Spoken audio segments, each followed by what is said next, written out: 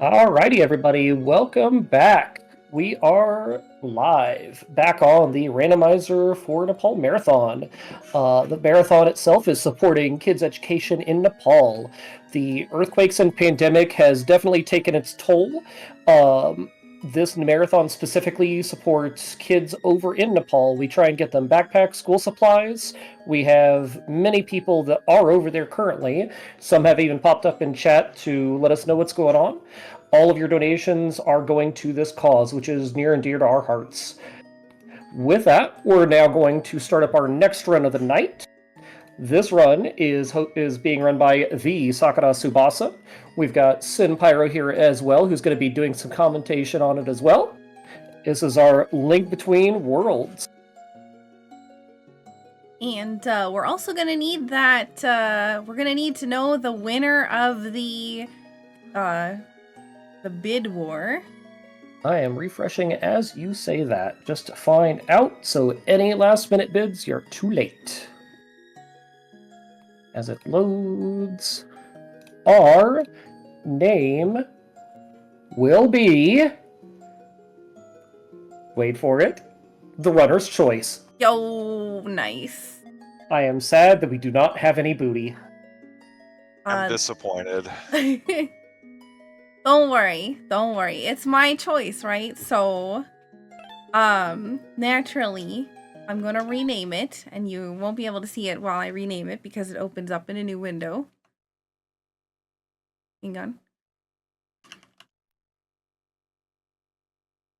All right. There we go. We have a new official name.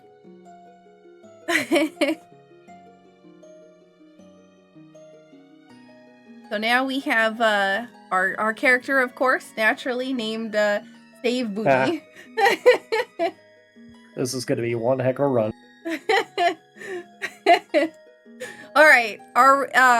If we're ready to go, then I'm just going to quickly say that this is Link Between Worlds Rando. It's a decently newer rando in comparison to all those other Zelda randos out there. And we have a couple different settings on that we will explain as we go through.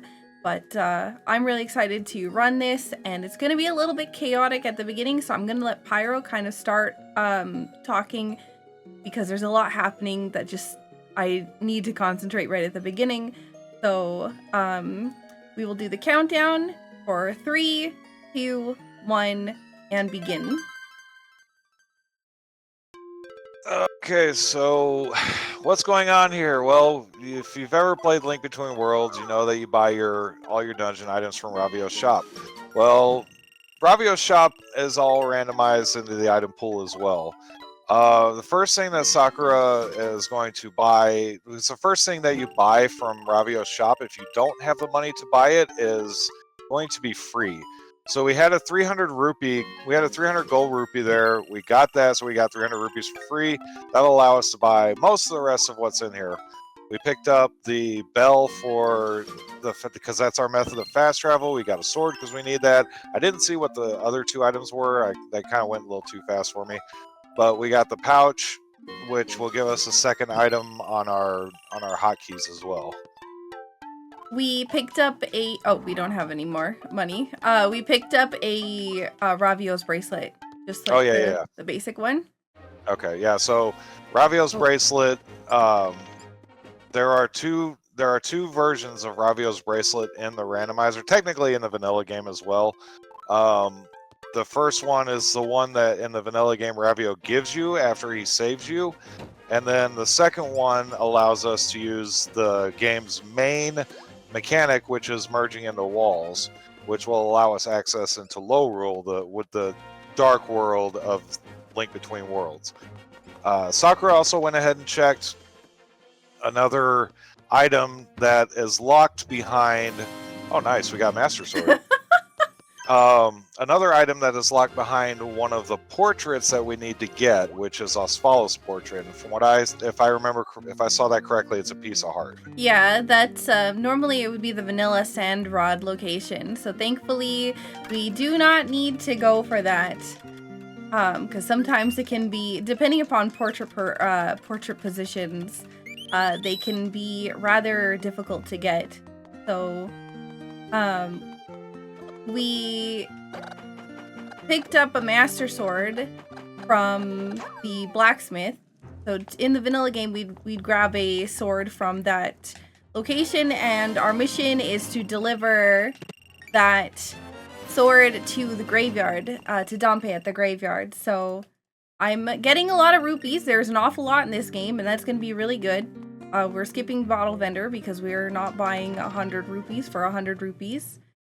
But the reason why actually, that's not 100% the case. I was gonna say the reason why the sand rod thing is unlocked with portraits is because of one of the settings, but I was wrong.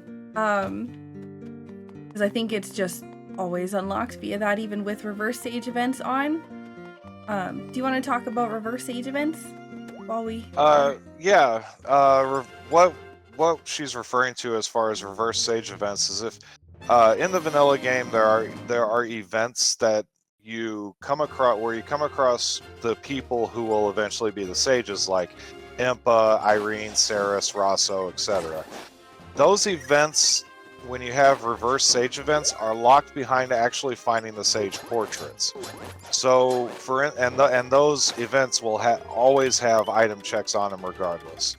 So with reverse sage events, say like you find Irene's portrait, then the scene where you find Irene flying around on her broom and then she stops to talk to you, that will be unlocked and there will be an item check for that.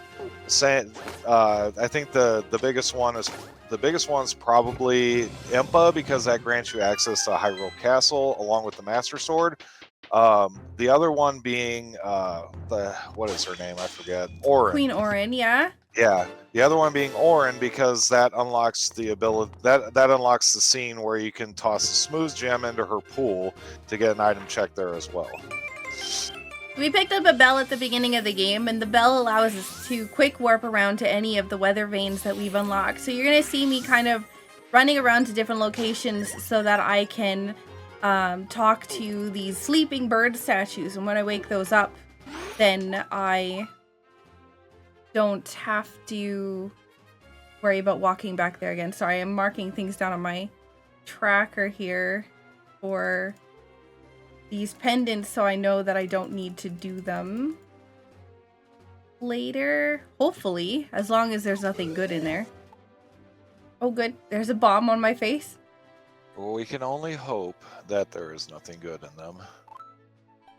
So the reason why I'm marking down those specifically is because you'll see on the map, on the underneath me on the screen here, there's actually a few X's on the screen, and those X's are portrait dungeons. So the basically how we beat the game is we need to acquire a specific number of portraits, and those portrait dungeons are marked on the map with X's. So we can see that right now at the moment we have Lorule Castle is a portrait, and there's another one in the lake, which is actually House of Gales. If you're familiar with A Link to the Past, it's going to be the only dungeon out of most of these that isn't going to be super familiar, because the rest of them are kind of a little bit similar to their A Link to the Past copies.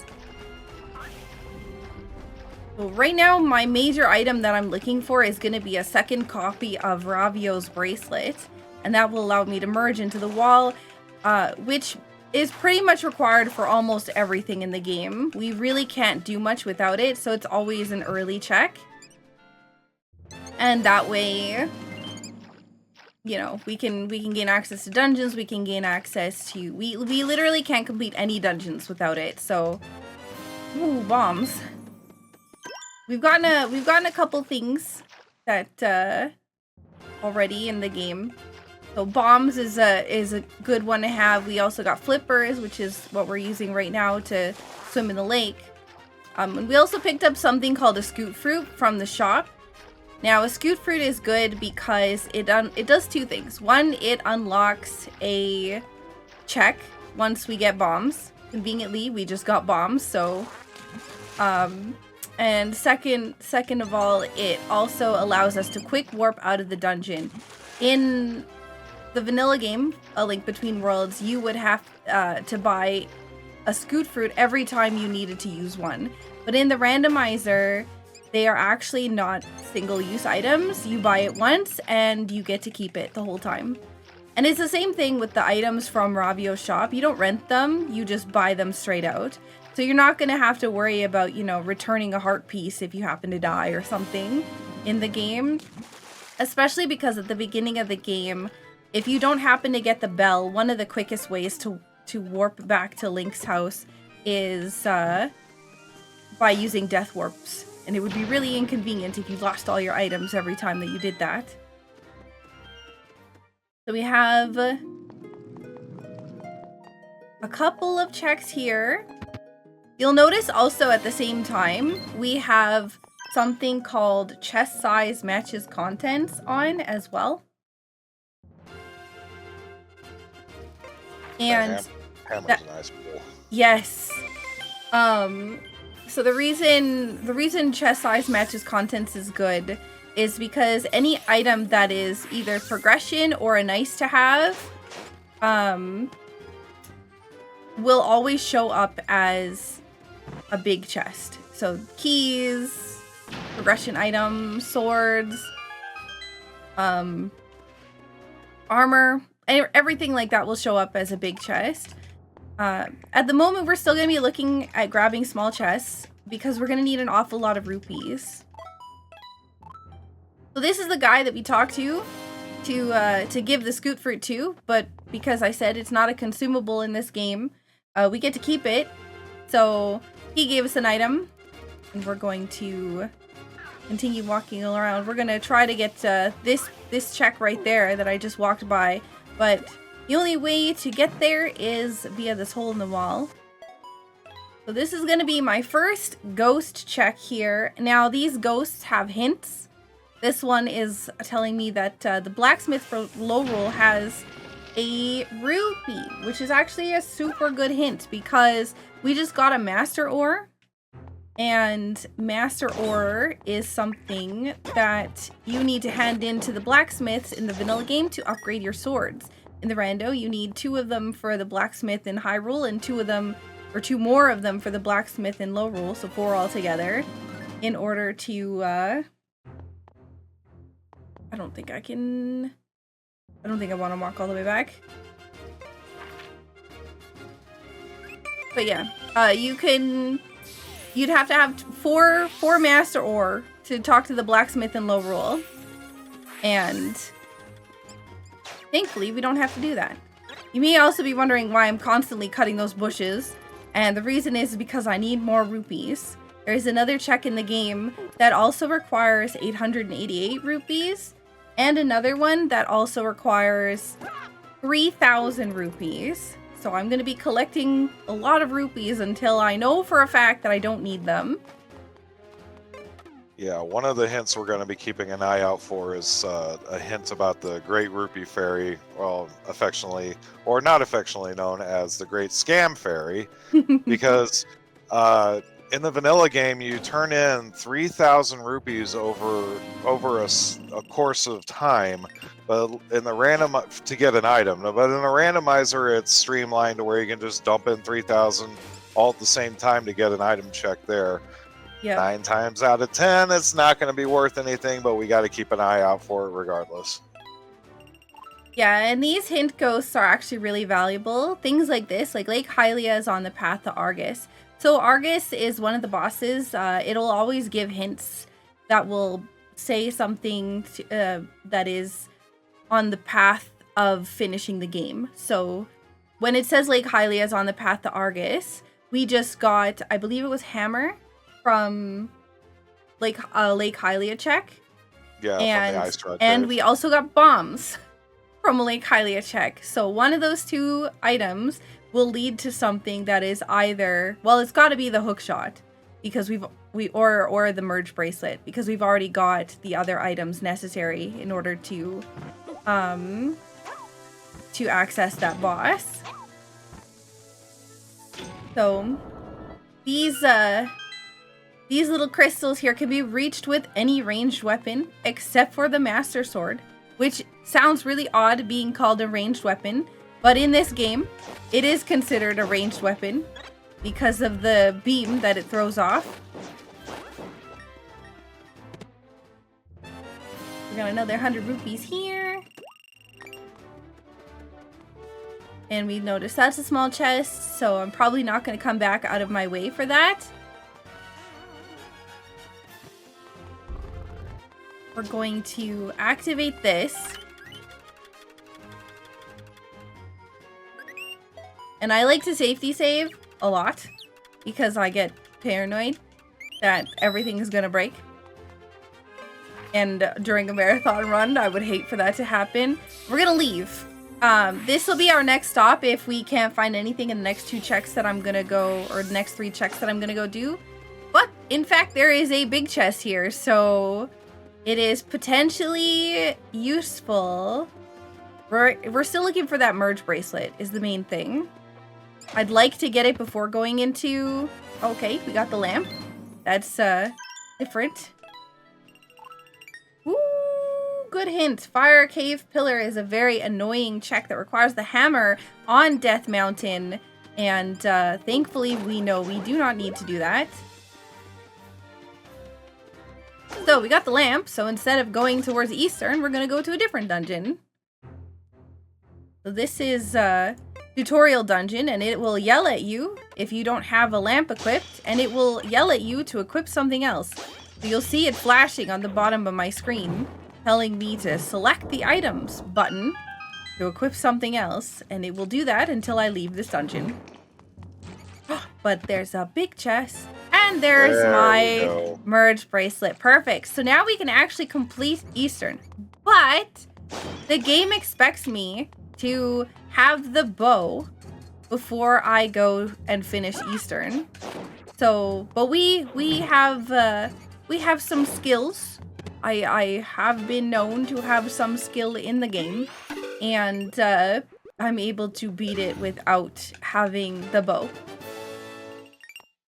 We also have cool bombs, so we'll be able... The way... Oops, sorry, go ahead. Sorry. No, I was just going to say, the way the logic works as far as Eastern is concerned is that it expects you to have the bow to get into Eastern and to beat the boss there. But you really don't need it. The only reason why the logic really expects it is because if it didn't, the bow would be pretty useless for most anything, logically anyway. Yeah. Bow is logically required to beat Yuga, which is the boss of Eastern Palace. The Yuga 1 fight. In the settings that I use, we typically will never see the Yuga 2 fight. Just because of all the stuff we have to do in order to get there. It would require us to not get the merge bracelet and manage to get 2 green pendants, which is physically not possible when every dungeon requires you to have the merge bracelet. So this is our tutorial dungeon, Eastern Palace, and we're gonna be looking for 2 small keys and a big key in here in order to finish it. However, it is not a portrait dungeon, so, but it's still a dungeon I like to do pretty frequently right at the beginning, just because it is so commonly got something in it. There's just a lot of checks in here, and even if it's not something that's necessarily required, getting more rupees and other things like that is pretty good. So we do know that this is a green pendant, so it's not an invaluable dungeon. Because green pendant dungeons are useful for unlocking useful for unlocking a check inside of the woods. There's a wilderness stump that unlocks with that. We haven't gotten the hint for it yet, so I'm not sure if it's necessary or not, but if we're gonna have to do this dungeon anyways, I might as well just do it at the beginning. And on the same token, even with it being a pendant, or regardless of whether it's a pendant or a portrait, you tend to get funneled into Eastern pretty quickly in the randomizer because, well, it's the one dungeon that doesn't really have any requirements outside of the bow for beating it, and it also has, from what I remember, because I did accounts of the item checks in this dungeon that were not keys or were not the keys or the big key, and there are 7 items available in Eastern Palace to collect. So you get funneled into Eastern pretty quickly. Need that heart because I do need sword beams. Gonna make my life a lot easier. Yeah, Oh, sorry, go ahead. Oh, I was just gonna say, and sword beams in this game are very, very useful because they actually, unlike in A Link to the Past, they actually do the damage of whatever sword you have equipped. So we have Master Sword equipped, so our beams are doing Master Sword damage.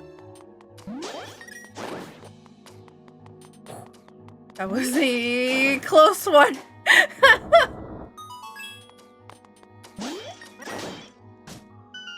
Alright, so still another small chest. The big key will be in another big chest. Unlike A Link to the Past, A Link Between Worlds actually has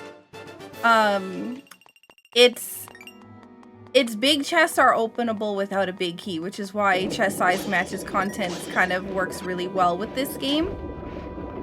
Because, you know, you don't require the big key in order to open the big chest. I am a huge fan of chest size matches content, I'll just say that. Me too. So I suspect this is probably going to be the big key, just because of where we are in the dungeon. Yeah. Oh, no.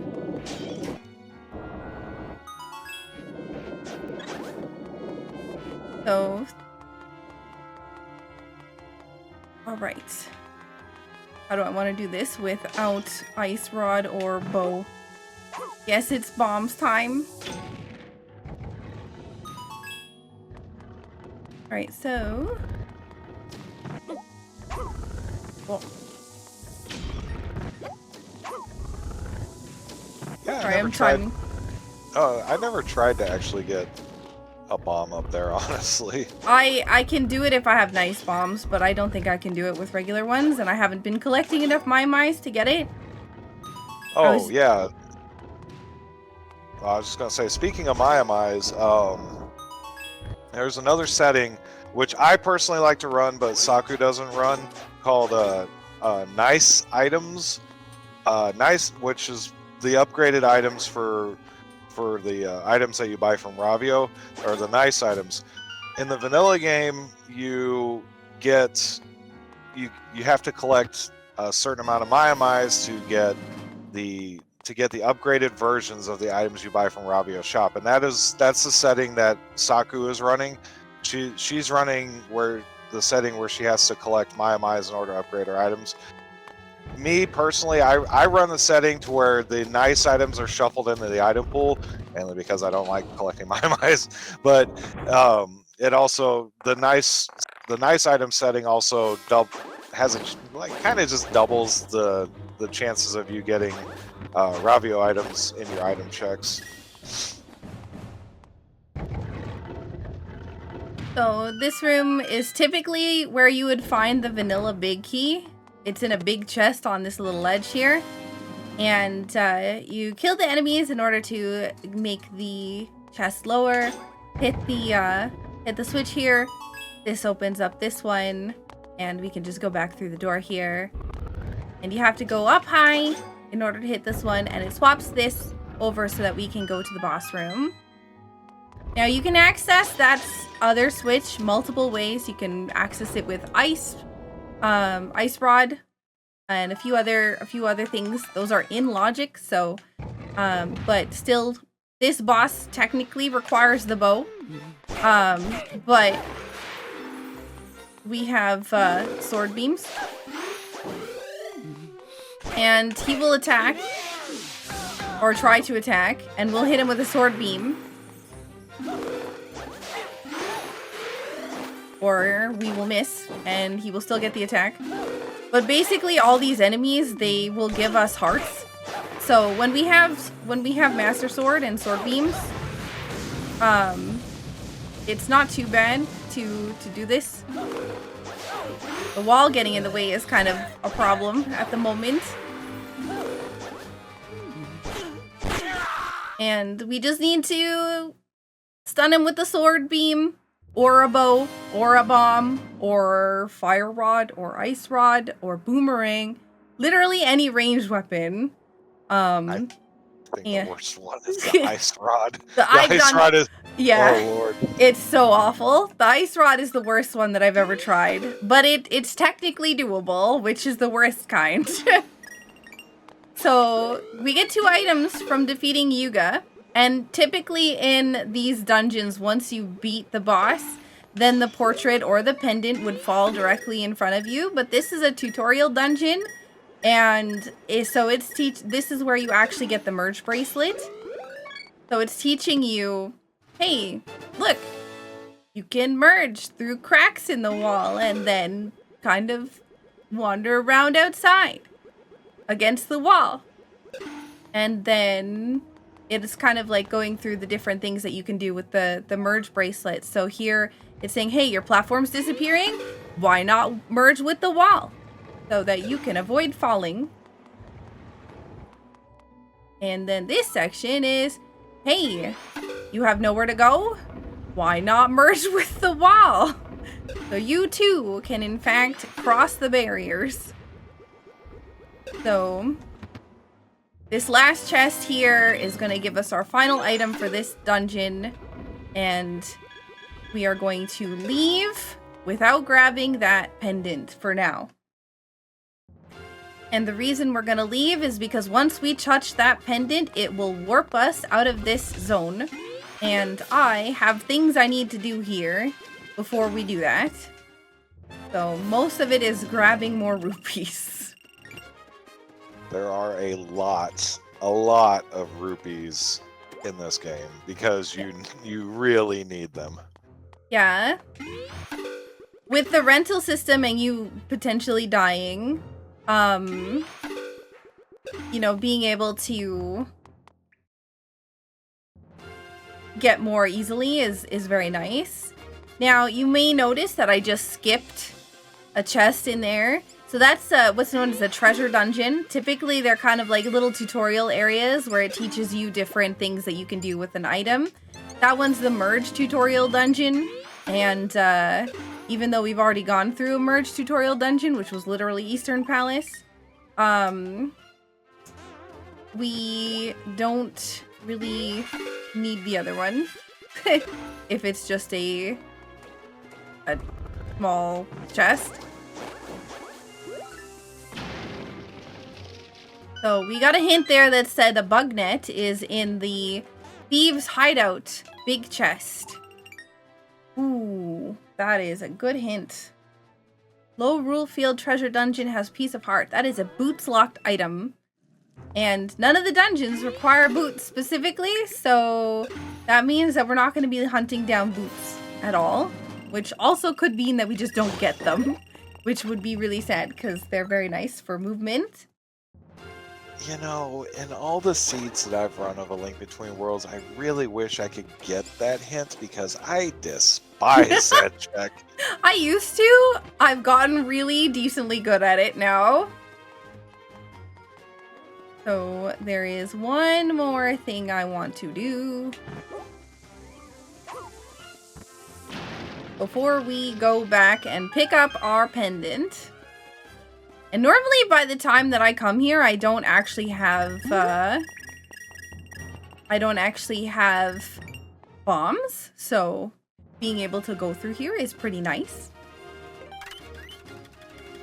But this is a shortcut to the witch's house, which is another weather vane that I'd like to activate. And again, still more hints. So we need rupees for hints, we need rupees for bees, we need rupees for we do not need rupees for bees. Gold bee is not needed. Yeah, gold bee gives us Piece of Heart, so We do not, in fact, we no longer need rupees for bees. So these checks are, these hints in the game are always checks that are the most annoying checks to get. So they'll give you hints for the Master Sword pedestal. It's guaranteed that there's a hint in the pool for Master Sword pedestal. There's guaranteed that there's a hint in the pool for the guy on the Death Mountain that gives us an item for premium milk. So we're just kind of hunting. Ooh, that's a good hint. Also, Zelda having a purple rupee. Well, we know one place where the Bow of Light is not at. I know. So we're picking up Mai-Mais, we're picking up what are they called? Rupees. English is hard. So there should be another Mai-Mai here, and then we're gonna go back to Eastern to grab our pendants. Ansem, to answer your question, you don't really know if you got all the hints from the ghosts, but you try to get as many as you can. Some of the hint ghosts are out of the way, and it's just really not worth trying to go get them. Yeah.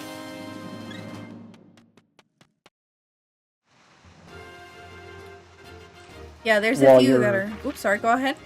I was going to say, while you're making your way back, I just wanted to make a note.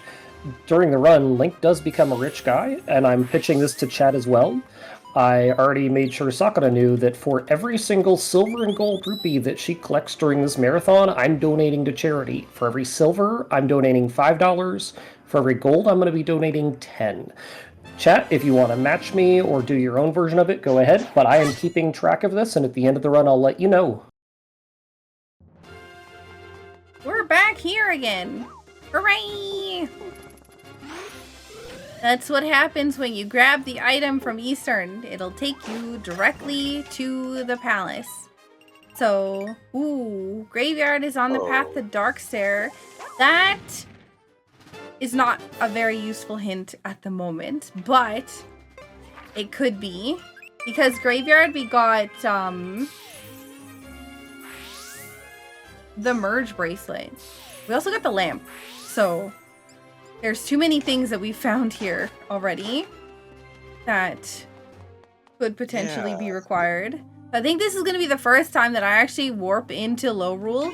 These darkness cracks along the walls here will allow us access to Lorule, which is pretty separated. You'll see when the map gets bigger that there's a lot of holes in the world because every section is separated from each other. So you're not just able to kind of walk into all the areas in Lorule. So I'm here for a couple things. First is, of course, Weather Vane, because that's what I do.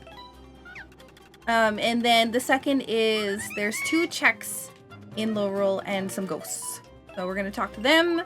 Lake Hylia is on the path to Argus. So this is another good time to talk about the fact that in this in this game, there are 2 copies of every hint.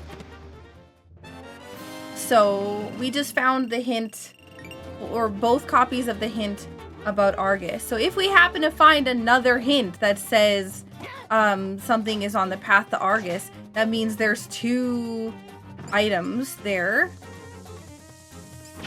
So like if we get another hint that says Lake Hylia is on the path to Argus, that means there could be 2 items in Lake Hylia that are necessary.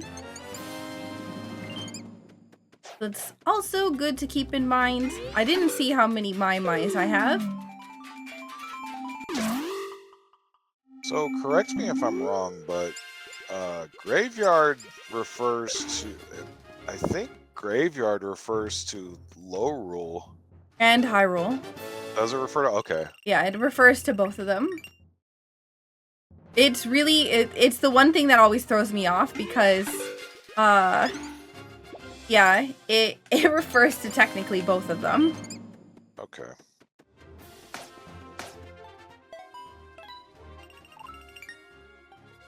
Yeah, Graveyard's on the path of Darkstair. I don't know if I talked to that ghost already.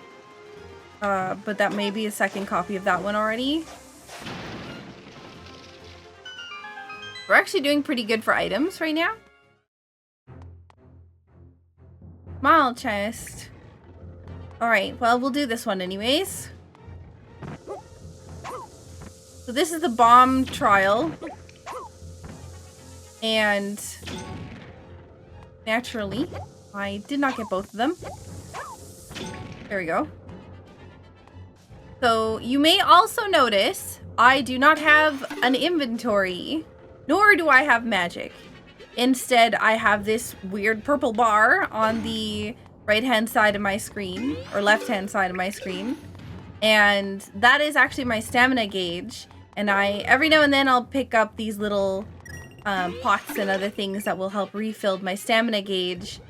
But yeah, there's no inventory management, there's no magic management or any of that stuff. It's all just stamina, which is pretty handy.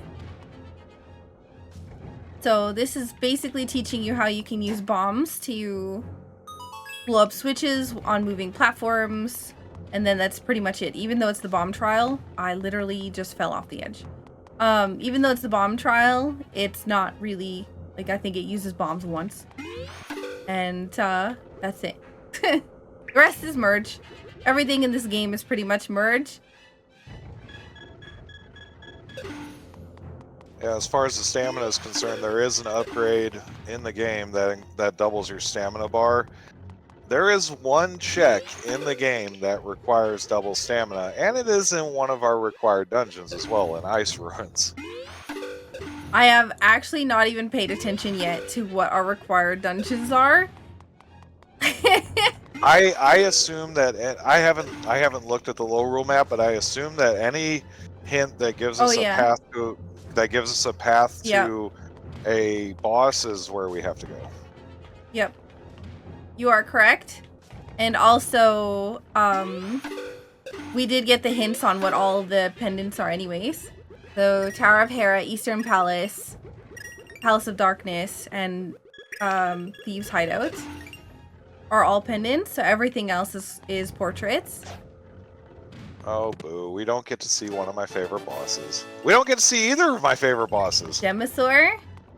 Oh, Gemasaur and Stallblind, rip. Well, it's possible we may have to dip into those dungeons anyway, so who knows? That's true. Palace of Darkness is my favorite dungeon in this game because it's very thematic. It's so much better than what a Link to the Past Palace of Darkness is.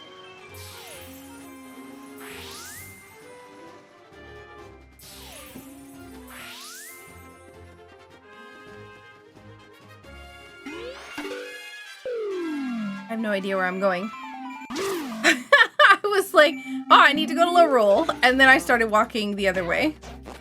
Well, we have access to Death Mountain. Alright. So, you'll notice that there's actually, even though there's we'll call, like, Palace of Darkness, we'll call it's actually called Dark Palace. But the reason why we call it Palace of Darkness is when it comes to hints and other things like that, there's already a Desert Palace. So Desert Palace and Dark Palace would both have the same abbreviation. Oh, I literally already talked to this ghost. Yeah, would have the same abbreviation. So they actually mark down Dark Palace as PD. So Palace of Darkness, even though it's, oh god,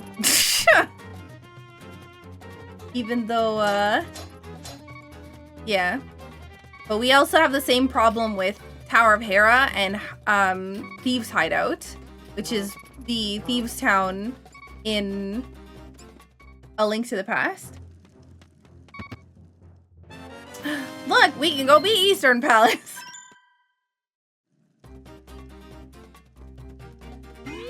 There's a check here that I turn off because I don't like it.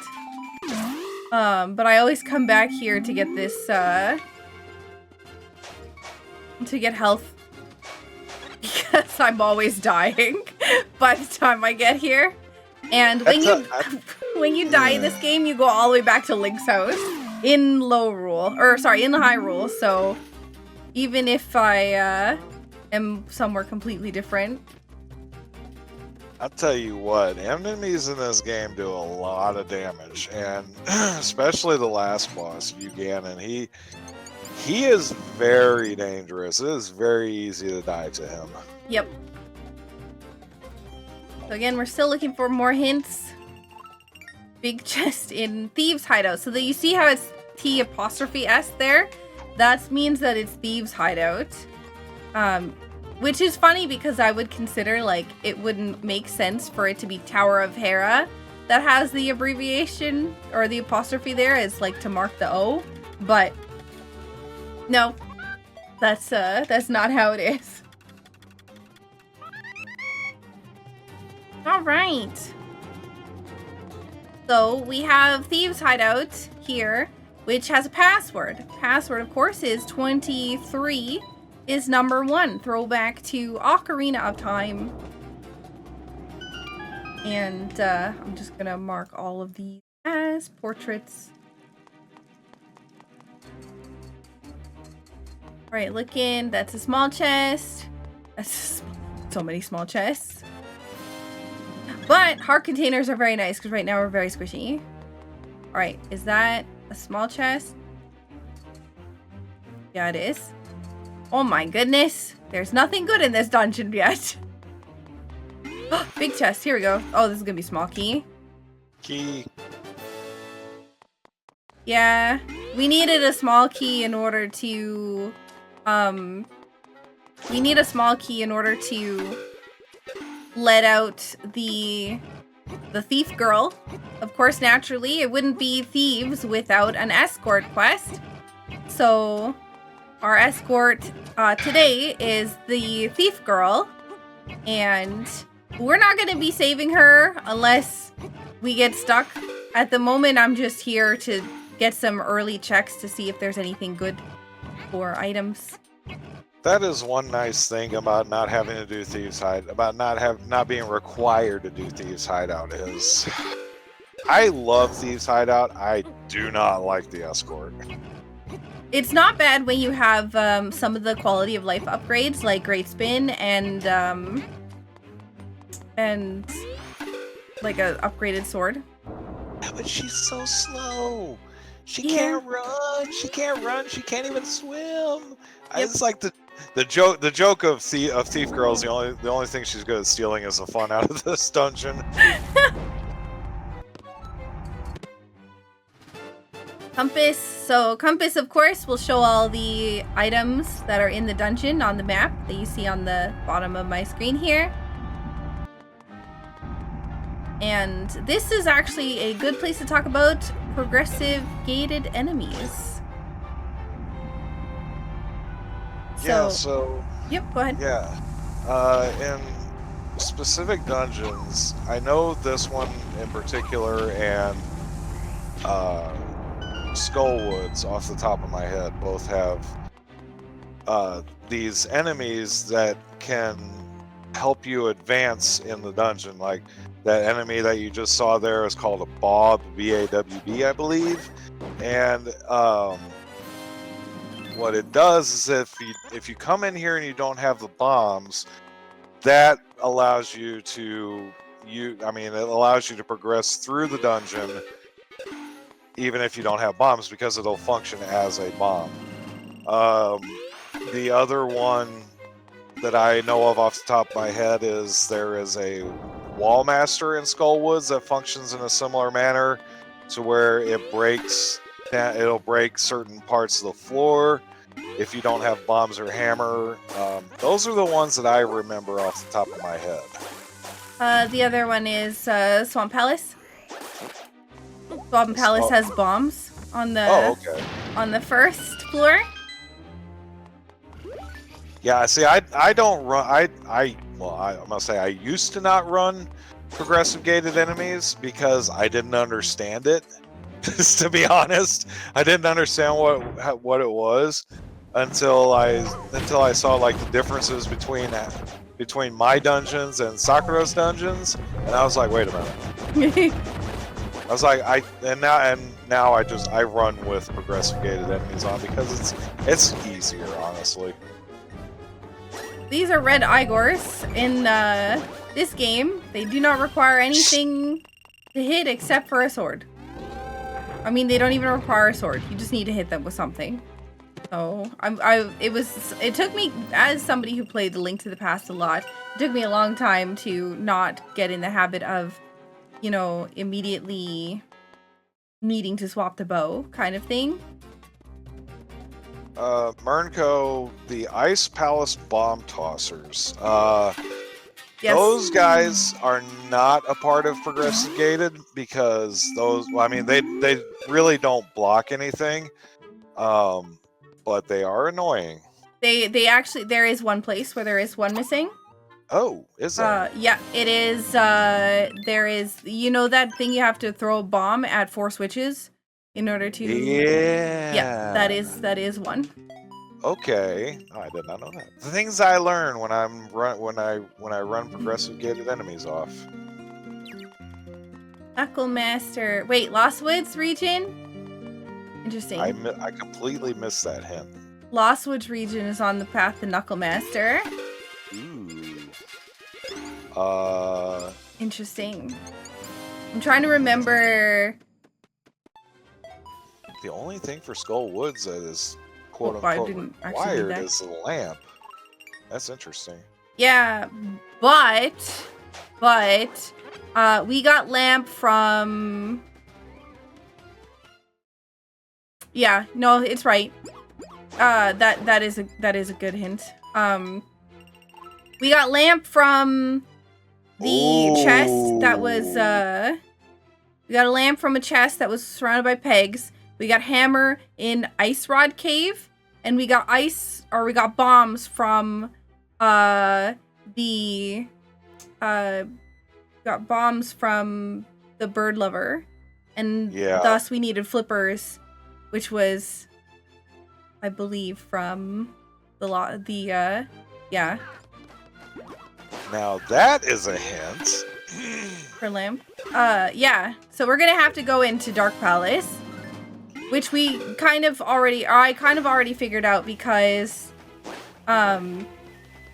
I have the bombs and the lamp, which are the only 2 items that are necessary for that dungeon. There are 2 items that are necessary for Desert Palace. One being the sand rod, the other one being the upgrade to the glove. The upgrade to the gloves, the Titan's mitts. Both of those are required to finish Desert Palace. So something in Pod will either lead to that or will be that.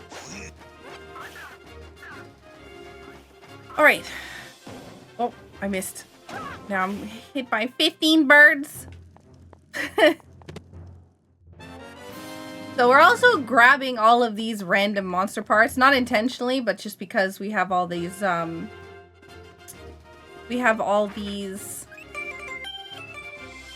are they called? Chests that we're opening that are small, because we're looking for silver and gold rupees. I'm going to go, and we're actually gonna save woman. We're gonna break Infamous's bank account. Alright, so on top of this house there is a Mai who's stuck. And it screams every night and keeps this lady, her name is Woman, up at night. And so we naturally are going to get a reward. This time, pretty good reward, not gonna lie, like that one. You can get another Mai here.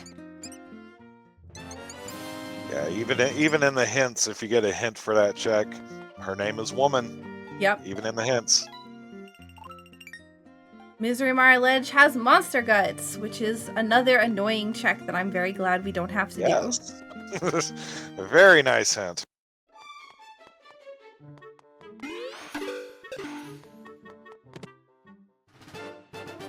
$5. So we are 2/3 of the way to Great Fairy. We still haven't gotten the hint for her yet. I am And- worried. I am more so like I would like to see the hint before I go and spend 3,000 rupees on her. But I mean, Yeah. to be fair, what else are we gonna drop 3,000 rupees on? yeah, well, we don't have the net yet. And that could mean that we don't have access to fairies. And if we need to, we could buy potions. And that's what all those monster parts are for. I don't think I spoke to this ghost yet either. Desert Palace. Maybe I did. Actually, that looks familiar. But it's possible that that's just a duplicate hint.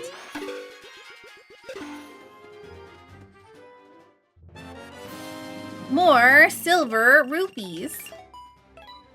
Another ghost. Eastern Ruins is on the path to Zelda's throne.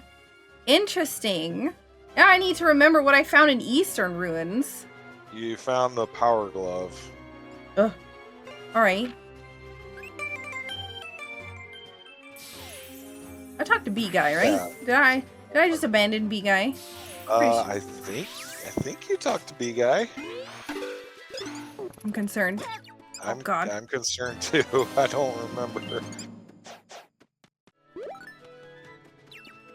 Alright, well if I'm stuck later, Right. then it's probably B guy. Infamous said you did talk to B guy. Okay. We're gonna go up Death Mountain here. Ooh! There's our hint. All right. Great Rupee Fairy is nothing. No scam fairy today. Potentially, I could go and talk to the fairy for extra money for charity, though. That's true. So these Moldorms or mini Moldorms in this game are so mean in comparison to some of the other Moldorms I've seen in other ones. They're so fast and they move so sporadically. So welcome to Death Mountain, where we still have dead rocks. Yeah. Dead rocks. Gotta love them. No. no, we don't. No. Another heart container. There's a lot of checks on Death Mountain. And I'm pretty sure not only can we get to Death Mountain, but we can probably also get to Ice Ruins, which is gross. We can't like... Oh no, we don't have hook shot. That's right. We don't have hook shot or fire rod. Well, I don't mean get into Ice Ruins. I mean get to... Oh, yeah, okay. so that I can unlock the stuff. Yeah, no hook shot yet. Nope. Wow, more garbage. Well, now we have 10 of garbage. I'm trying to help keep track of the items. I'm kind of failing at keeping track of the checks, but I'm trying to keep track of the items. So there is a whole bunch of stuff down here. You'll also notice there's a whole bunch of rocks with rupees in them. If you need rupees, then it's a pretty good place to find some. We actually have 2,222 rupees right now. But that'll change about now. Yeah. I was about to say, that's a nice even number. Yep. Burnco says, donate 3,000 rupees for charity. Well, we need to get 3,000 rupees first. Oh god, that worked. I thought that was the hammer button. Not expecting that. No. Come back. This is what we affectionately like to call the Donkey Kong caves. Yep. Because that is what they are called in the game. Like the actual vanilla game. Is that what they're called in the files? Yep. Oh wow, I did not know that. That is hilarious. Okay, nice smooth gem. More Again, rupees. can't turn that in until we find Oren's portrait, but at least we have it. Yep.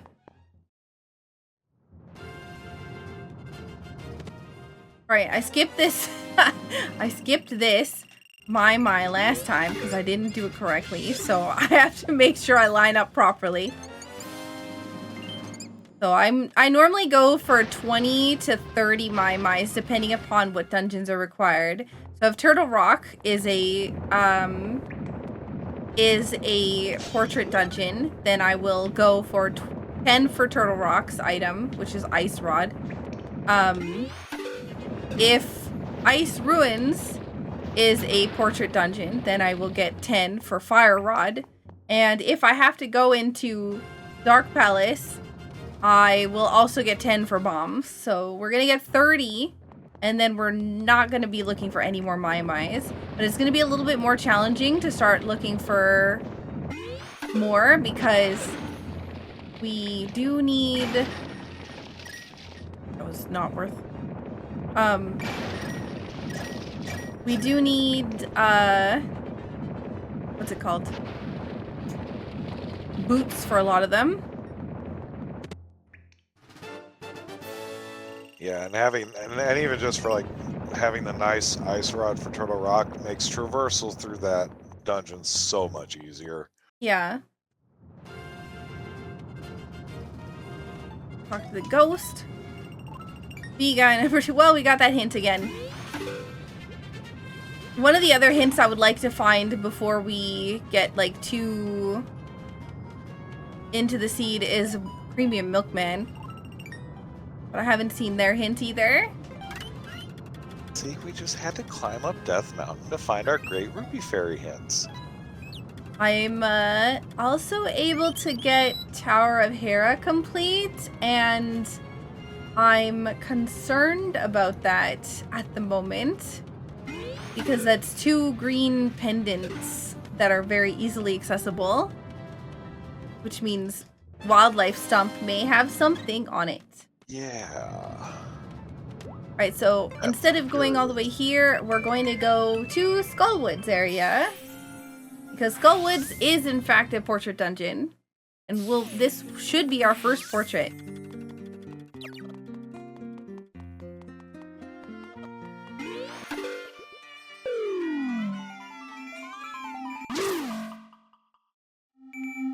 As far as Skullwoods itself, it's a pretty straightforward dungeon, honestly. It's quite a few key checks, not a lot of item checks. It's probably the most, as in my opinion, the most linear dungeon in Lorule anyway. Yeah.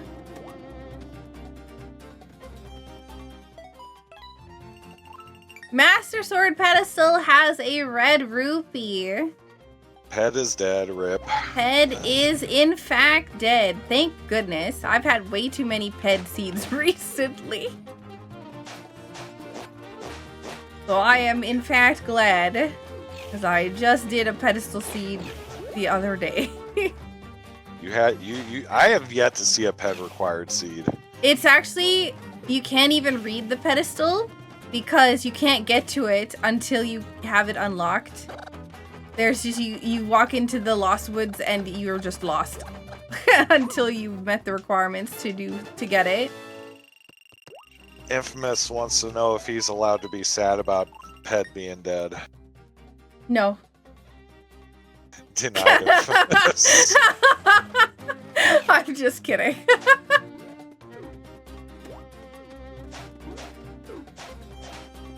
Okay.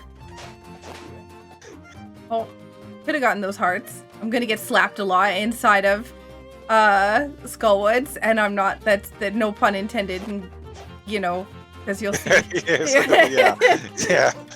Also, Infamous says you're mean. It's true.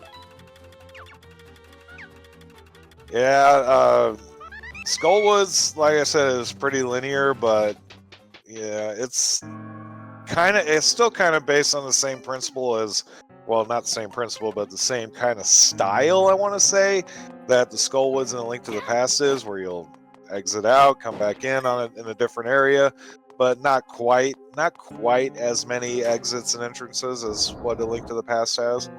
I don't know about that. There's I think at least 3. Oh god, fire. Oh god. Yeah, I actually, you know what? I think you're right. I could be wrong. It has been a while since I will say it has been a while since I've touched Link Between Worlds, but yeah, I mean, I think Skullwoods probably takes my vote for my second favorite dungeon in this game. If only for the fact that we don't have Mothula here. Ugh. I would like more health. Alright, so hopefully I don't fall. That's a big chest, and I'm hoping it's a small key. We're gonna do something that's kind of a little scary. Yep, I kind of was a little worried that was gonna happen. Actually, I found out that if you come off the wall on the long spot where the where the platforms are coming off, if you come off the wall, like right there at the long spot, it gives you just enough push to get you onto the platforms over the gap. Oh.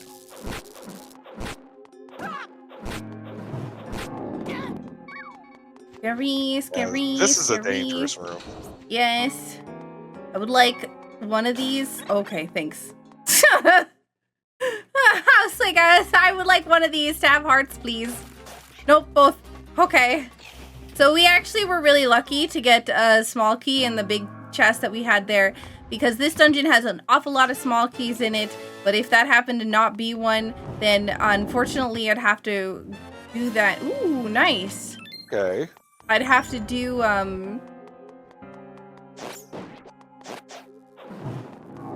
this room 3 times rather than twice, which can get a little bit annoying. So we got ourselves Tornado Rod. That is a required item for House of Gales, which is a dungeon that is on the portrait list. So again, we're dropping down into another hole.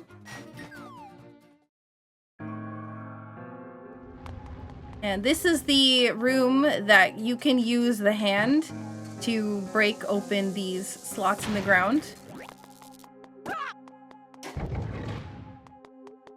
But that is slow, and we have mobs and hammer, so we can do it ourselves. Yep. There's also a Gibdo here that you may notice that I light them on fire with my lamp, because I can get iframes when I do that.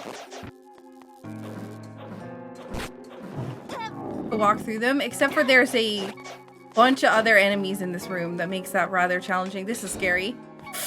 Whoa, close. he was coming. He was ready to do some slapping. Oh my god, my heart. So I just needed this shortcut so I never have to go through that again. I can die here now and be okay with it. But yeah.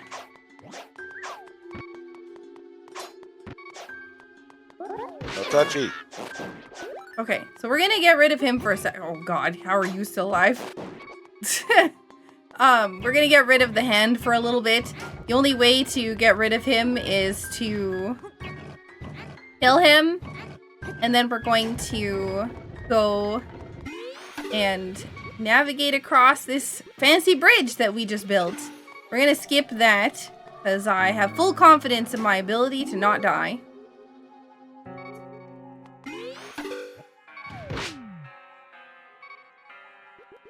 I always find it hilarious that if a Wallmaster is out on the prowl and you merge into something, that Wallmaster's like, oh, where'd he go? I better slam down. Yep. So we're gonna use the hand here for the button, because otherwise we wouldn't be able to get across.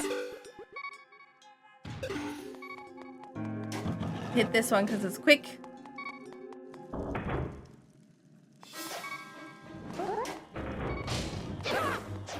Oh.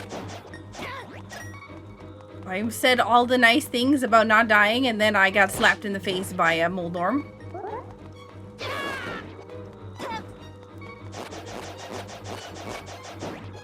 And that Gibdo was not being forgiving. Nope. So we got the Wallmaster smash, and then now we're going to be coming up onto the room in the game with my nemesis. who has killed me more time than literally any other enemy in the entire game combined. Oh, come on. You love this room. This guy always kills me. So I'm very happy that he's gone. Because he is not nice to me. And I believe Infamous can attest to that. More silver rupees. So most of this stuff is just, you know, standing on little platforms, moving around, and this next room is actually kind of interesting. There's no hand in it, but you'll notice, we'll look back, because typically it would normally have the door closed behind you, but if you hadn't gotten the scoot fruit and you walked in here without the lamp, you would basically be locked in here without the ability to get out. So the developers made it so that you had the ability to leave if you wanted to. So we're gonna actually grab some hearts, and we'll probably go back down here again to get more, because this area can be a little scary. We're gonna attempt a glitch. It is a major glitch for the showcase. So if you're, you know, trying to run NMG, of course you don't want to do this. But it's a very difficult glitch, and I only get one chance at it, so I'm going to concentrate for half a second while this hand is gonna show up to wreck my day. It is definitely a difficult glitch. I have personally only pulled it off once. Gamer! I did it! So, you're supposed to be able to, or you're supposed to grab 2 different, eyeballs in this area in order to put in those eyes there. But, we were able to use one by picking up the eyeball at the same time that we threw it in, the same time it recognized that it was, you know, done. And I'm pretty sure that's a frame. I'm pretty sure it's a frame perfect trick. It's not frame perfect, but it's pretty close. Like it is. It's a very. You have a very, very, very tiny window for it. Yeah, and this game runs at 60 FPS too. So when you say something has like a very limited frame window, it's very limited. Also, that portrait does nothing for us. Nope, not a single thing. That's a portrait for Ceres, and unfortunately, even with reverse sage events on, Ceres does nothing for us. Yep. We got ourselves another heart piece, and we are going to go and head towards the boss. Back in this area here. I think this boss is pretty entertaining, but he's also probably the most straightforward boss in this game. He is... yeah. Something. Naturally. Just don't forget. Yes. Don't forget the item. Yes. Yes. Also, Infamous says that he has the clips to prove that that bat is your nemesis. So this guy right here, he normally you want to fight him with the Master Sword or higher, and his attacks is going to be, this is the boss of this dungeon. Naturally, he's going to try to slam you into the wall. This is phase 1. It's pretty straightforward. He tries to punch you, you merge into the wall, he punches the wall. Phase 2, he tries to slap you, and you just have to dodge and not get hit by the thumb, which is the hardest part. So, and then afterwards, he'll try to do the same things before. Try to hit as many times as you can. Sometimes you might get lucky, and because I have sword beams, I can potentially get a double hit on him. Ooh, well, not anymore. Yeah, I've found it extremely difficult dodging this guy. Interesting bit of thing about this game, though, with this boss in particular, was what is known as, in the speedrunning community for this game as the day one glitch.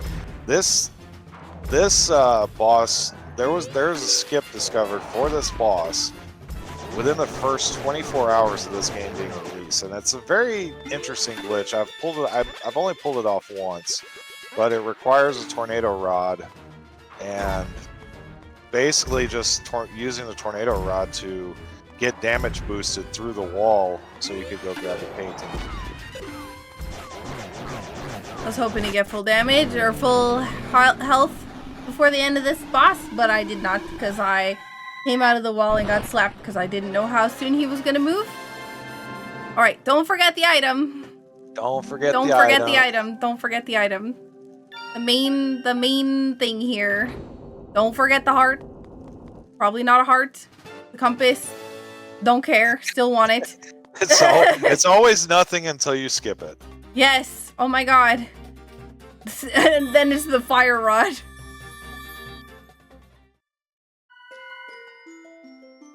Alright, so our first sage.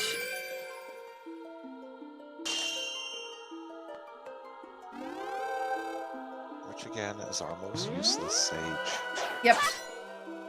Unfortunate. Okay. But hey, that's one portrait dungeon down. Yay! It is. So, we're going to do a couple things. First thing we're going to do is walk towards Hype Cave. What I like to call Hype Cave. Which is most of the time not hype. To be honest. It's hit and miss. Yeah.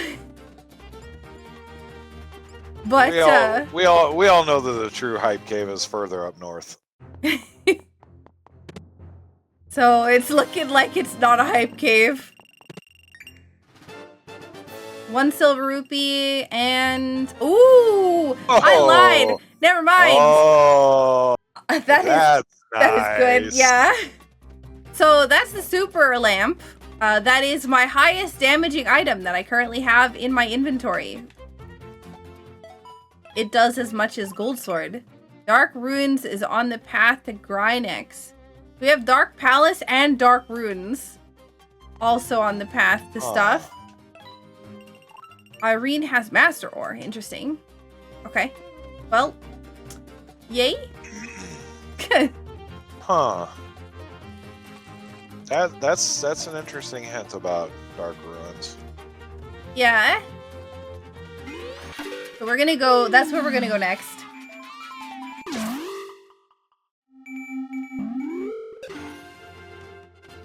So, Dark Ruins, I believe, these guys are rude.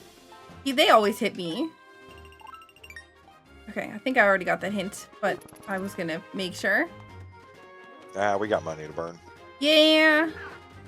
Oh, I still want to buy stuff from, actually, I can't. I can merge over on the far right, but I'd like to go this way instead so that I can do the other annoying checks. While I'm here. You know what we could do? We could visit our good friend, the Hinox. My favorite check in the game. So, chat, question. Any time,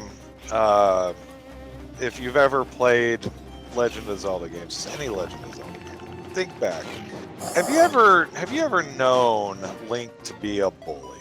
At any point in time, have you ever known Link to be a bully?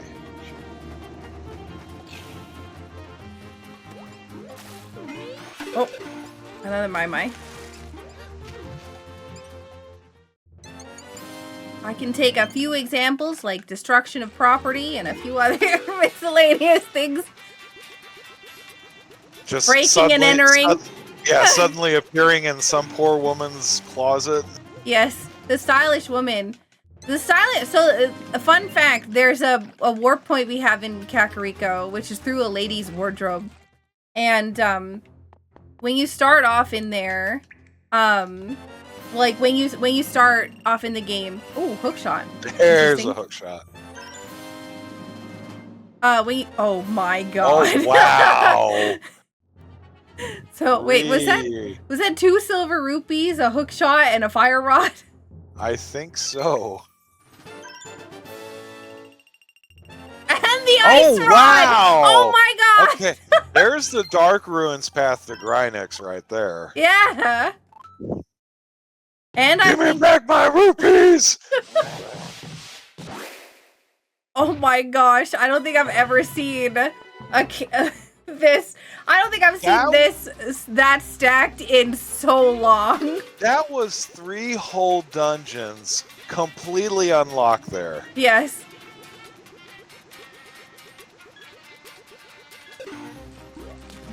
I am absolutely shocked. Oh. Now the dilemma is I have, I think I had a thing for Dark Palace, not just Dark Runes. Yeah, there was a Dark Palace for Desert. Gross. So, Power Glove or Sand Rod. I'm guessing probably Power. I'm probably guessing Titan's Mitts, be my guess. Yeah. Wow, that was that Hinox. Wow. I honestly have never seen a stacked Hinox like that before. It's been a long time since I've seen a Hinox that stacked.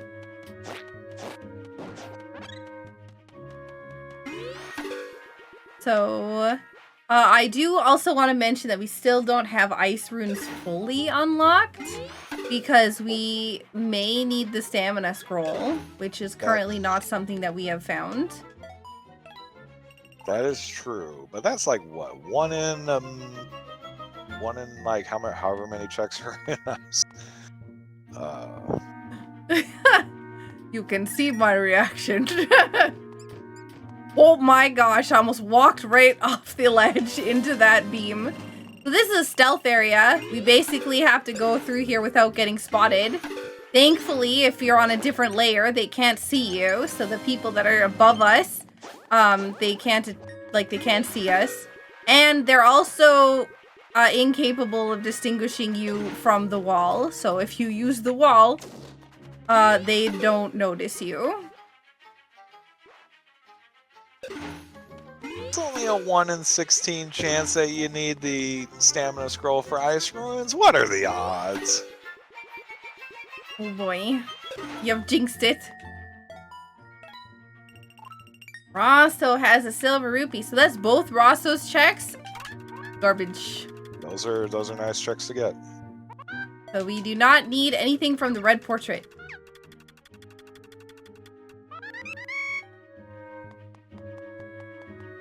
All right. Got ourselves a nice bomb for, well, it's not nice. We don't have nice bombs. I can't say that because it's actually, there's an item in this dungeon called, or in this game called, nice bombs. I like the fact that we actually just, even if we don't fight the boss, I like the fact that we actually just get to go in this dungeon. I love this dungeon. So, I think it was Zonganaga this goes to. There's a, yeah, there's something in this dungeon that leads to Zonganaga, which is a very interesting boss. And one I do not want to fight without a better sword. He's a pretty entertaining boss, honestly, but yeah, he can be a bit of a pain. So this bombable spot up here is probably the most commonly forgotten part of this dungeon, because it is, so this dungeon is all about lighting up the bottom floor. So because we're on the top floor right now, the beams of lights that come in here, the beams of lights that come in here are going to be needed for the basement. And at the moment, the bottom floor is not very well lit.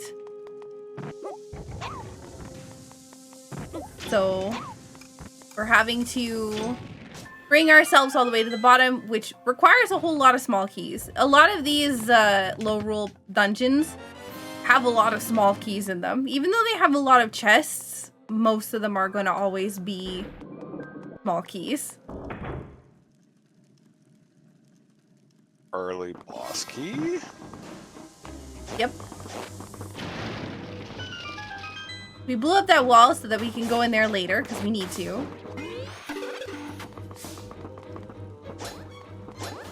Naturally, we're going to use our favorite ranged weapon to get rid of the red mimic that needs a ranged weapon, which is just the sword. So I don't have to equip anything else. And we have to go through the top here. There's ghosts that like to go invisible and then attack you when you can't see them. Yeah, it's really nice that in this game you can use any ranged weapon to get rid of the red mimics instead of like A Link to the Past where you just could only use the bow. Yep. So typically you'll use the lighting on the wall kind of to tell you where you're supposed to go in the vanilla game, but we know where we're going, so. That is true, Marco. It is true that it is possible that both the myths and the sandrock could be. Oh, that's gross. I'm pretty sure that's almost 4 master ores that we have. I think, is it? I think that's only our second. I'm pretty sure that we have 3 at least. Yeah. We have 3. Okay. I obviously am paying very close attention. Alright, so we have to go up another floor, and the only way to do so is, of course, naturally, through here.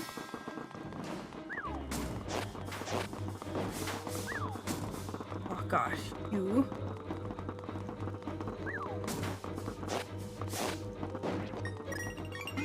I don't think there's any health. Oh, I lied. Where is my guy? Infamous. We got a hint about the low rule blacksmith. I don't think we saw one about the high rule blacksmith. Nope.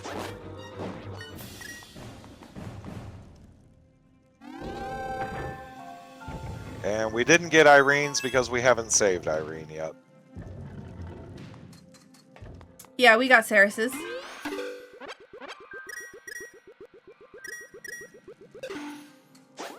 Oh. There we go. So we have the lamp. We have the super lamp, which is giving us more light. But we have the lamp, so we're doing a whole lot of stuff with it. We don't really... Oh, well, I don't really need it.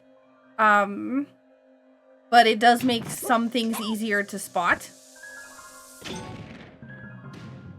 But this is a dungeon that's pretty simple to go through in the dark if you know where to go because of all the light that kind of tells you where you're supposed to throw things. It's built to be kind of traversed in the dark. So even though it's logically required to have the lamp, you can go through the dungeon, but you won't be able to beat the boss without the lamp because it does. You are required to summon the boss with the lamp. Yeah, interesting quirk about the boss in this game is, or in this dungeon, is that there are, you know, I mean, if we wind up hitting the boss, you'll see it, but there are 2 lamps, one in separate and opposite corners that are required to light in order to be able to hit the boss. There's a Titan's There's the mitts, Titan's okay. mitts, yeah. So now we're just looking for Sand Rod, and then we're basically got everything we need to beat the game for now. Ghost, why?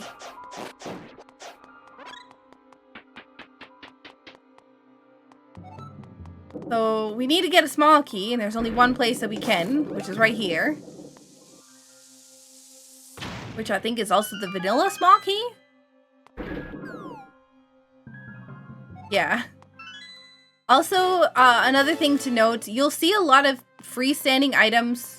Those are things like heart pieces, keys, etc. that will look like heart pieces or keys, but they are not actually heart pieces or keys. That's because at the moment, the models for those things can't be changed. Like, models for freestanding items can't be changed it's something that the developer is potentially going to work on in the future, but at the moment, that's not their biggest priority.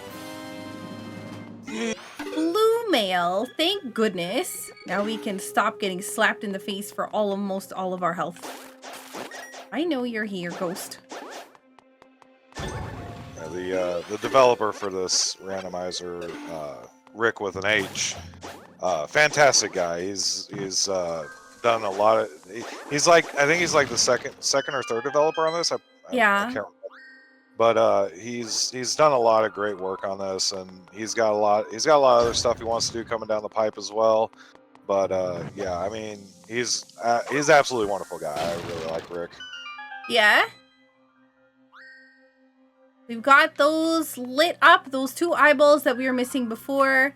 And now we're going to do one more check as long as the ghosts don't heck us.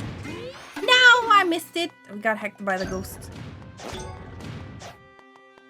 There's another ghost in the middle here.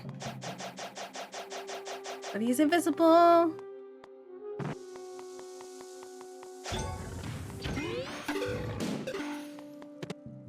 Which we did get a hint for earlier, now that I remember. So we gotta kind of... the hidden room, yeah. Wait, what? Did it not work?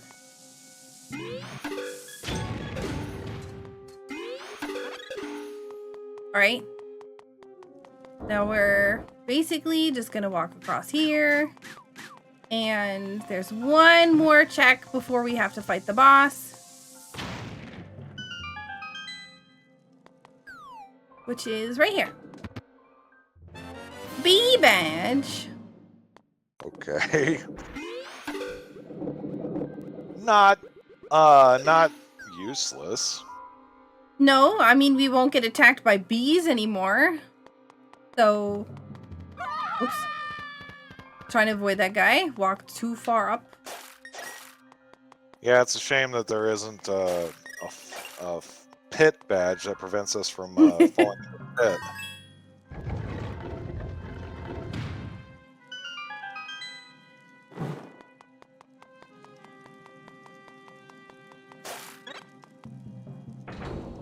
Now, this is a fun boss fight. All right, here we go. Gemasaur. Gemasaur is pretty standard. Throw bombs at him. And he also drops an awful lot of rupees.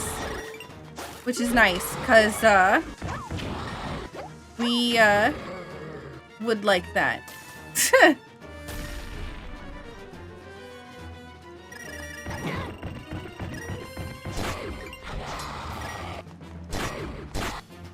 And he also does a lot of stomping.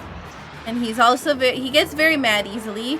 To be fair, we are kind of hitting him in the face with a sword, so I do get it. I mean, I would be mad too.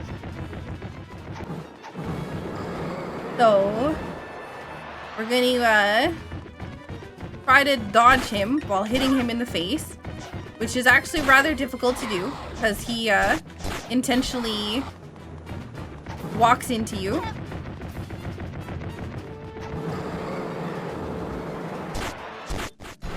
But, yeah. Nice.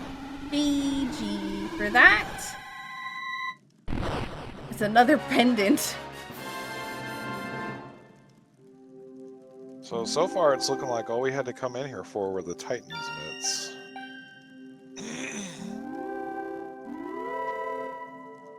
Titan's mitts are still a lot of checks that we unlock.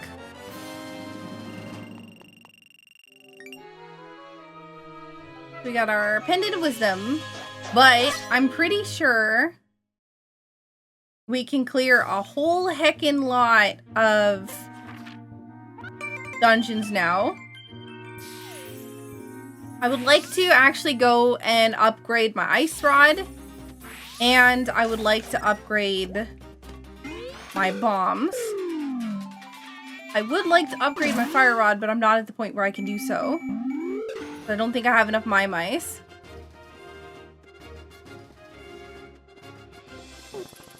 Yeah, I think you're up to at least 20. I think I'm up to 22? 24.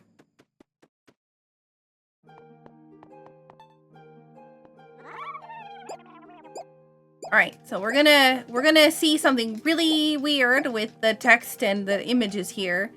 So the My upgrades are based on the icon image and not the name of the item. So the items that are in the shop, Ravio's shop, that's what the text is, but that's not what we want to upgrade. We have Nice Rod.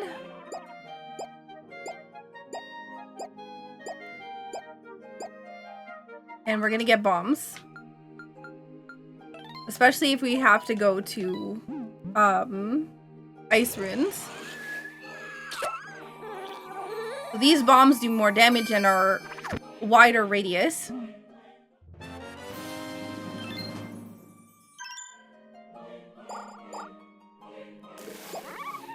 Are we still on Master Sword? Yes. Okay.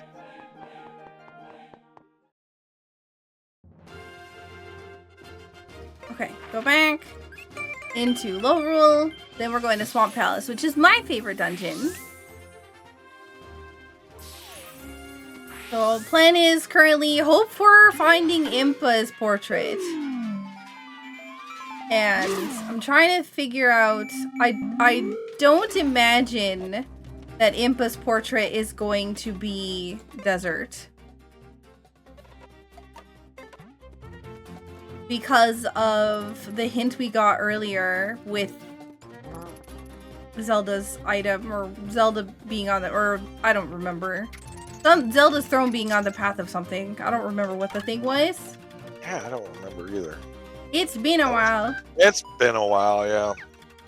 But I will agree. I mean, I will if Desert Palace or Palace of Darkness didn't exist in its current state, I would agree that this would have probably been a very close runner-up for my favorite dungeon, because it is so much. It defies Zelda water dungeon memes. It is a good dungeon. So this dungeon has a lot of checks in it, a bunch of small keys, I think 5? If I'm recalling correctly. Oops, I keep looked away for half a second while I thought. And, yeah. So we're gonna use hookshot in here. And most of it is gonna be raising and lowering the water level. Surprise, surprise! So we're gonna go over here. Oops. I did not mean to climb up on that.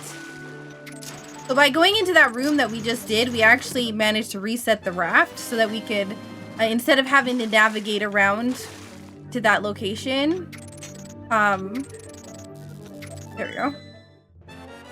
Instead of having to navigate around to the one that we just grabbed from, we were able to just kind of go and simply get it relatively simply. This guy has never been in my path so much. Yeah, he was like no. Oops. I wanted to try to rush through that to go fast. I'm apparently not going fast.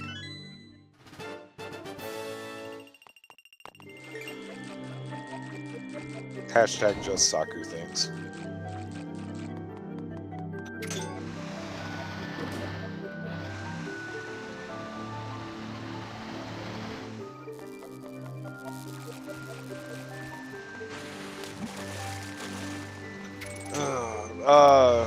Yeah, the path through this area right here is kind of on a linear path. Infamous. I don't know. I mean, if you have any donations, it'd probably be a good time to read some. Yeah. I can dig for a couple here. just before we started the run, we had a couple others come through. We had a $10 donation from Chops with the comment, Bid War. One of the few that kind of pushed that over. We had another $100 donation from Chops saying, for the kids. Thank you very much. We had a $100 donation from Gryffindor, who says, good luck on your run, Sakura. Had an anonymous $25 donation with no comment. We appreciate you. Had a $25 donation from Chop saying, stacked Hinox Hype Cave. Hype? It was. Oh my gosh.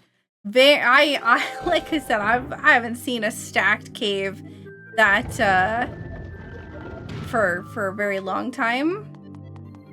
Have one more donation. I'll turn it back to you. Last donation, $25 from Mernco, saying, happy to support the cause. Always a blast watching Saku run ALBW as well.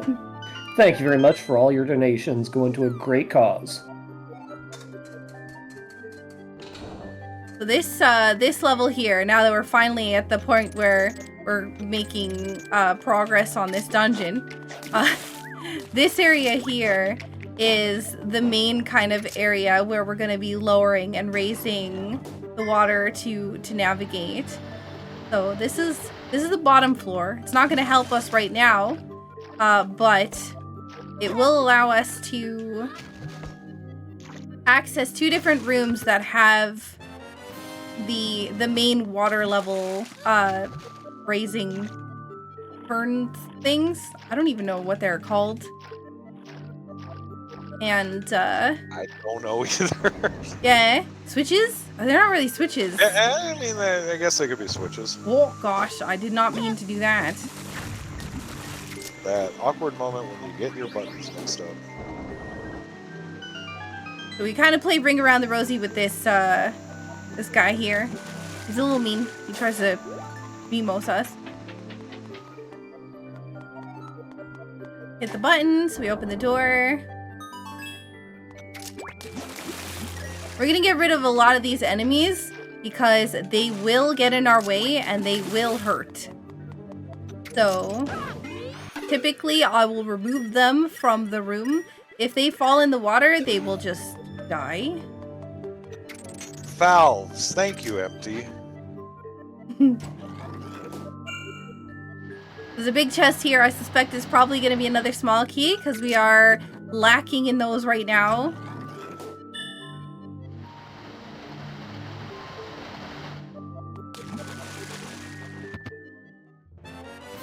Bugnet. Okay, I mean, Super Bugnet's an option now. Yeah.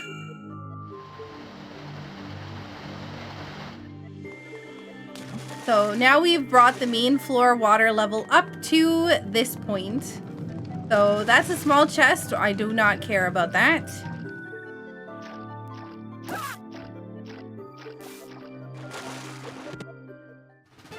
Compass.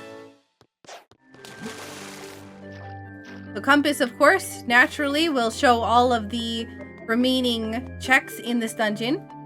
We can see that there's a chest here. Naturally, small key.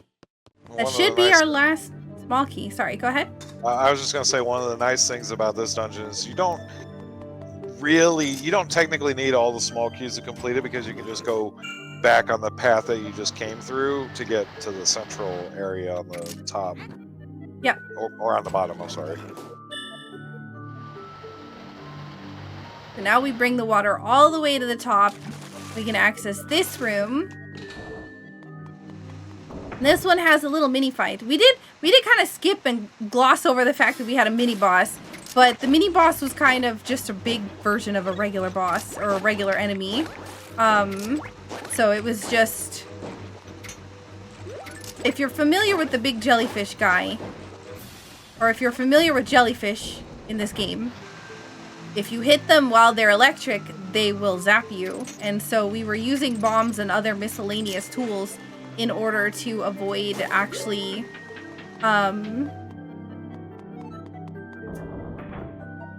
getting electrocuted.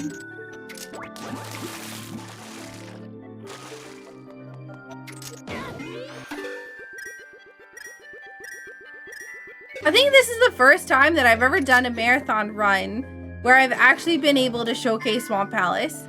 Even though it's my favorite dungeon, it always ends up not being on the thing. So I'm very happy that I actually get to do it. So by hitting that switch, we should have deactivated the fire on the chest in the middle. We don't really care about that chest enough to go get it though.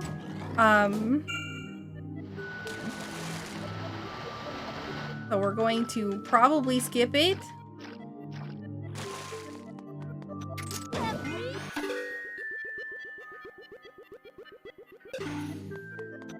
Because we need to bring our water all the way to the top so that we can go and hit a fancy button.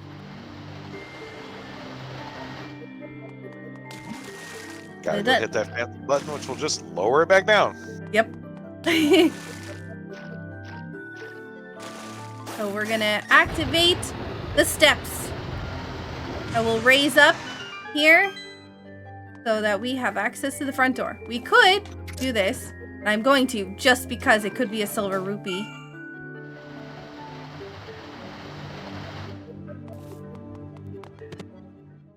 Nope, just a piece of heart. And naturally, we're gonna find ourselves fighting with Argus.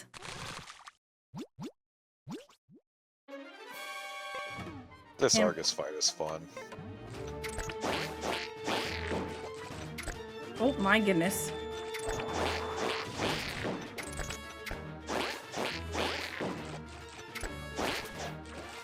So Argus has those little eyeballs around him. Every now and then he'll shoot one of them out in a kind of like a little flame, just like before you use the hook shot to get all those little argy off of his face. And then he'll actually go to phase 2 eventually. Where he will kind of like run around, jump around, and also shoot lasers out of his face, out of his eyeball. It's probably one of the cooler boss fights in this game, in my opinion. I do like the laser beams. Yeah. I also keep getting slapped in the face. I've been trying to hit him with the lamp, but his hitbox is not nice. His hitbox is a little jank.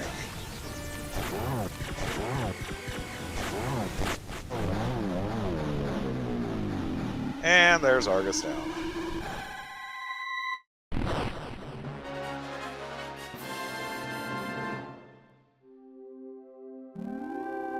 So I'm hoping we're gonna get the gold portrait. Or the orange portrait. Not Osvala, but Orin. Orin, yeah. Or Impa. Honestly, Impa's would be best. Nope, it's Gully. He doesn't unlock anything either. He would have made going through Dark Ruins easier, but alas. Yep.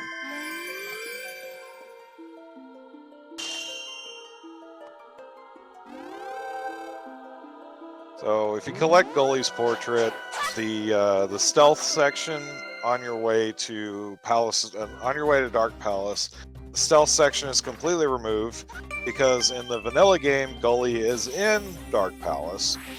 So that's the trigger for getting rid of that entire stealth section there. Yeah. So we're gonna be going to Turtle Rock.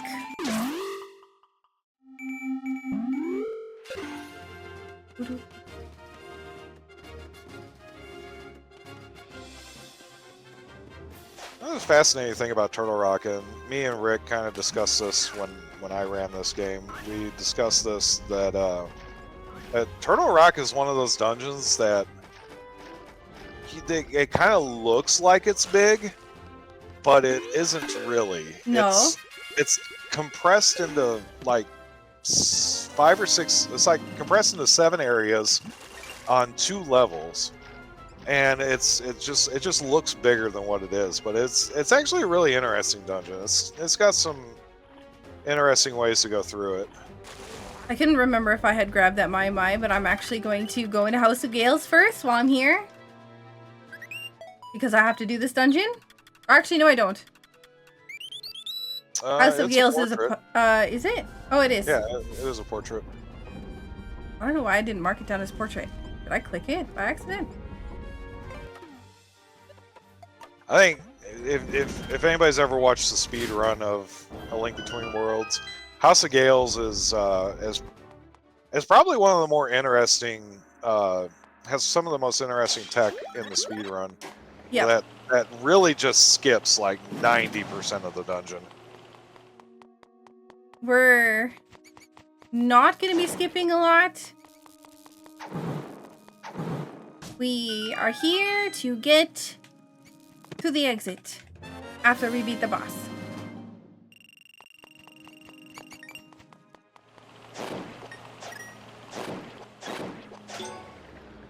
Getting this switch, we're going to activate this, which is going to give us a small key because we have to have one here or in this room coming up because we need a small key to get upstairs. This is a multi-layered dungeon. We got floor 1, 2, and 3. Boss is on the top floor, and basically what we're going to be doing is using the wind in order to navigate the dungeon.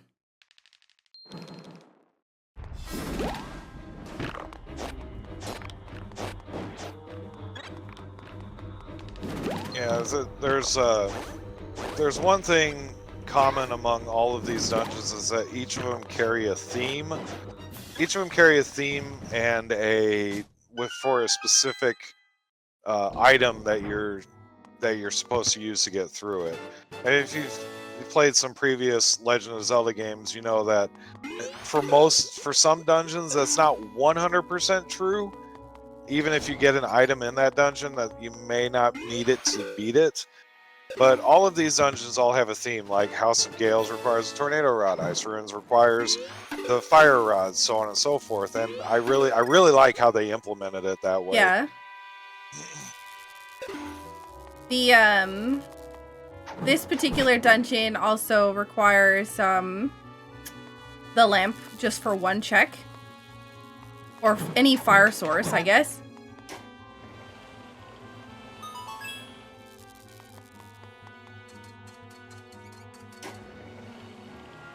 So we have a fancy shortcut that we've unlocked in the other room, which we're going to need because we're going to have to go back in here after we go through the rat room. It's a real rat race. So there's a chest here. Looks like it's just a small chest with another silver rupee. So many silver rupees so far. How many silver rupees are we at, by the way? I don't know if I hope Infamous has been keeping track because I haven't. I can't hear Infamous. I don't know if he's saying anything. We are currently up to 22 silvers and 4 golds. Ooh. It's gonna be a nice donation. Appreciated, Infamous, very much so. That's a big number. Gotta think of the kids. So we have to hit that switch so that we can go and grab this item. There's always a bat over here that likes to make my day not fun by knocking me off this ledge before I can grab the item, but we were too quick for it this time. So, small chest. Opening this. We're gonna basically kind of ignore these Armos guys and just go through the door here. So we should probably get a compass soon, I suspect. So all of these switches are wrong except for this one. If you happen to pull any of the other switches, then you will get a bunch of tentacle monsters that will come and attack you.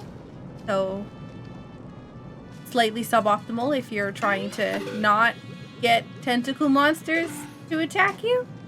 I think one of the more fascinating design choices that the developers of this game made was, especially like for dungeons like House of Gales and Tower of Hera, you'll see like the external area when you're on the outside area, or when you're in the outside portions of the dungeon, you'll see like the area outside around the dungeon and stuff. I think that's just like a nice little touch, nice little design touch that they added to the game.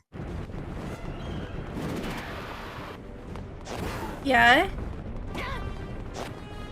This is a mini boss again. Typically you have a lot of these kind of mini boss halfway through so that it activates kind of a shortcut so that if you have to leave the dungeon and come back, you can. So that's what the big yellow warp point is that kind of spawns here. Your typical halfway point of the dungeon. We're gonna go through here. We're gonna hit every last switch to get through to this side. Not every last one is in like all of them, but like all the ones that are farthest away from where we spawn. So like the second one.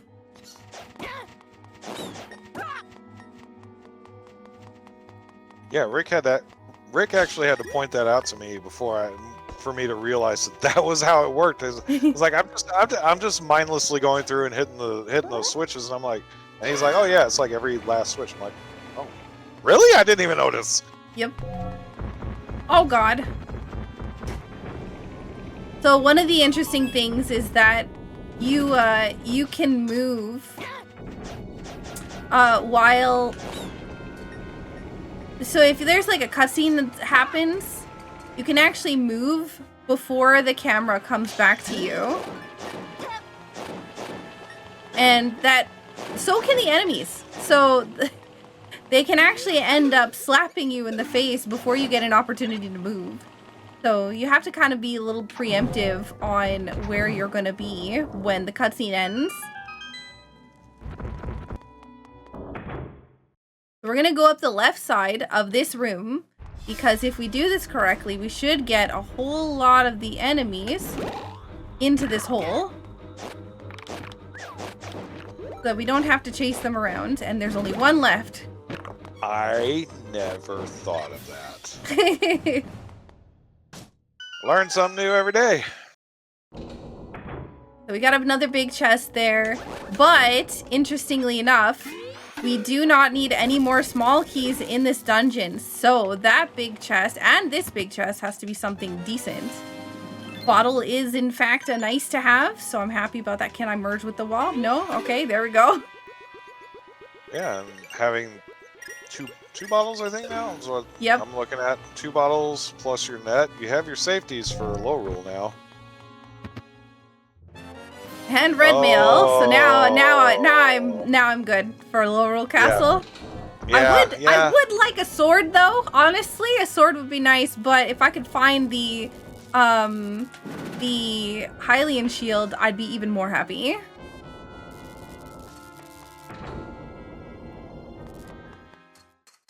Hylian shield plus your super lamp, and you'd be all set for Ganon. Yep. This guy's kind of mean, especially because we only have Master Sword. We only need to hit him a specific number of times with our sword, though. The bigger problem is more this part here, because you have to hit him twice, and he also is not very cooperative, and will just bounce you off the edge. We have left the House of Gales and entered the International House of Pancakes.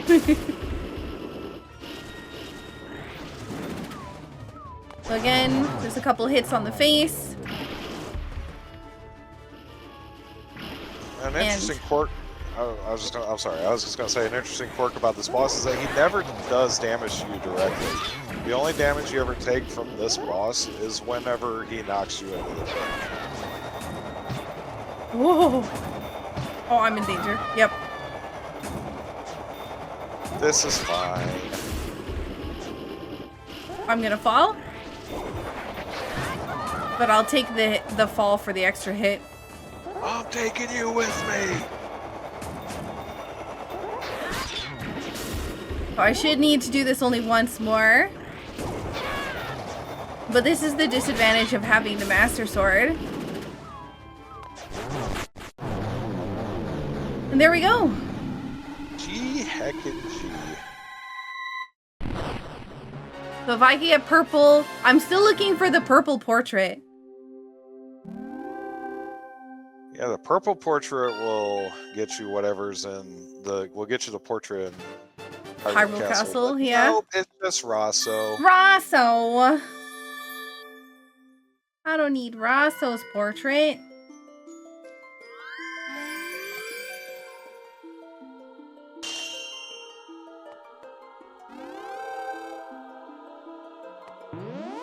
How are we on time, by the way? We are 30-ish minutes, I think, away. Which we are actually decently good on time still. Okay. Yeah, I wasn't sure. I didn't set up my timer, so. And we do have a little bit of wiggle room on that too, so if you want to go a little further, you are more than welcome to. Oh my god, the ghosts. Lorule Castle battlement has a silver rupee. Don't care about that. Do we though? Oh, well, I mean, yeah, that's right.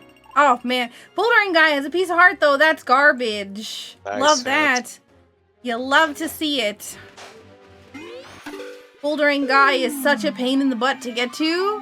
I'm very glad that we don't have to go there. So, welcome to Turtle Rock area, where we have to go through the water and save a bunch of turtles. This is Mama Turtle. Mama Turtle has lost all her babies, just like the Mai that has lost all her babies that we're helping bring them back. So we're gonna throw this one back in the ocean so it can swim.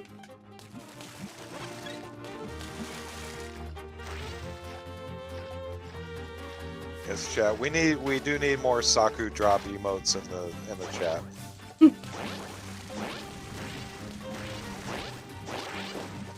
So 2 hits to each of these, and this guy is saved. He was getting bullied. Not as bad as the Hinox got bullied though. I think I'm gonna be talking about that Hinox for a while. Goldwoods is on the path to Margamel. Wow, who would have guessed?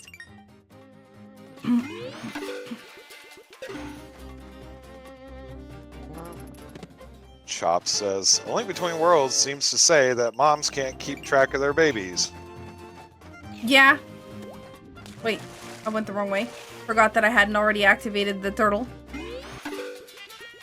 Alright, this one has super glue on its stomach and naturally got stuck to the wall.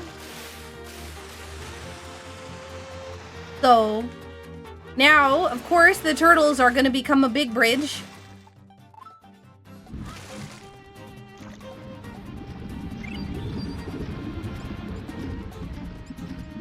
And we're going to try to get here the first time so we don't have to do this. Well, I lied. We're not going to make it the first time.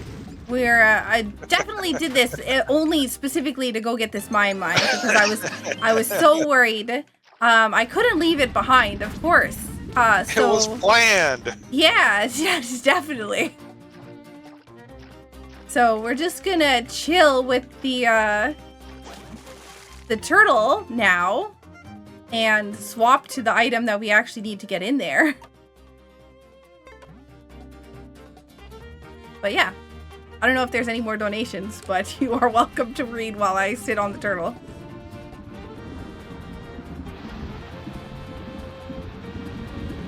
While I refresh donations, just to catch everyone up that is joining in before I get to them, I wanted to welcome you all to the Randomizer for Good Marathon. We are raising money for Nepal, specifically those in affected areas from the earthquakes and pandemics outside of the main cities. Most definitely for the children, especially trying to benefit their educational needs. All donations we get during the marathon go specifically to that. Any donation is helpful and accepted. We are in Turtle Rock. So the first thing we're gonna do is get rid of these guys so that we can get a chest that we only gain access to once all of these flamulas are deleted? Yeah. Deleted works. That works.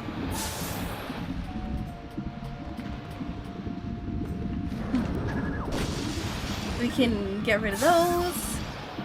There's a lot of things in this dungeon. Most of them small keys. Oh, you know, I should probably do this before I end up forgetting and doing something goofy.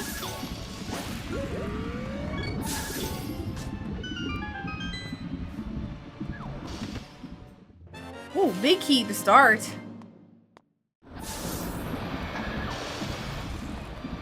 Alright, so this guy should be the last one we need.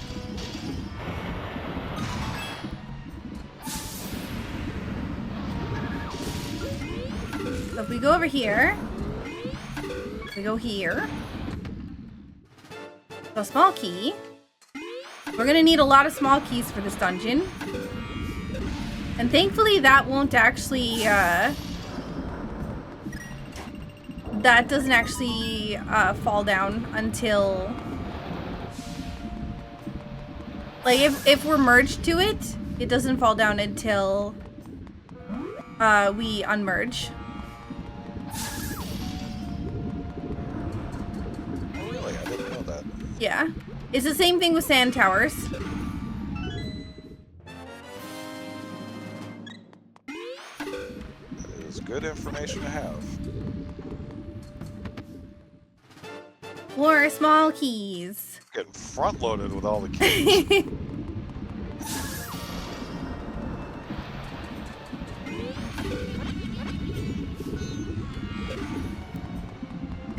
Alright, so we're skipping that for now. Because I would like to go over here to get this check first. There's actually 2 checks, I think, this way. First one is going to be outside the dungeon.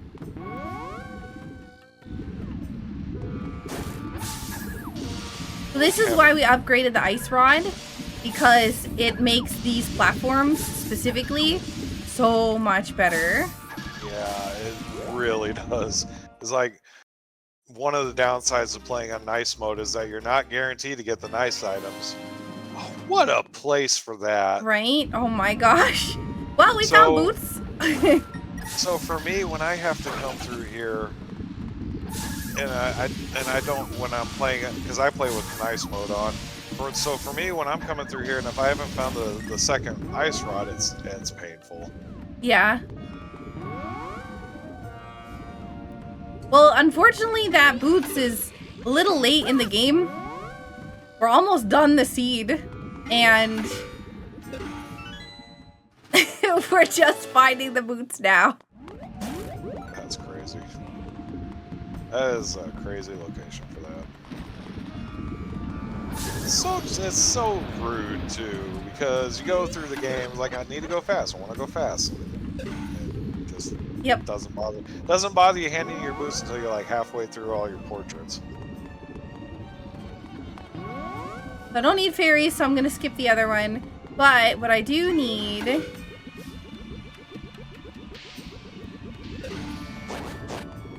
is to get rid of these guys. We already have 3 small keys. There's 5 in this dungeon, I believe. So there's a lot of dungeons with 5 small keys. And the maximum amount of keys you can actually have on your HUD at any point in time is 5. So you can end up running into a situation where you have too many small keys, so they aren't visible. They're still in your inventory, they're just not going to show up on your HUD. Yep. So we'll just get rid of these 2 whiz robes, and then go downstairs. And this is only this dungeon's only 2 levels, so it's really small dungeon. There's just a lot of pathways. So we actually have something super nice thanks to having bombs. Although I do have that thing is going to eat all of my energy. So each time we kill a Wizrobe in this room, another platform spawns.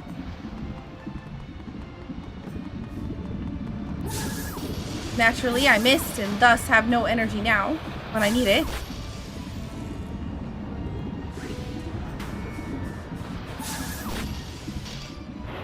So this is our last, there we go. Yes, Franco, you are right. It is turtle-shaped.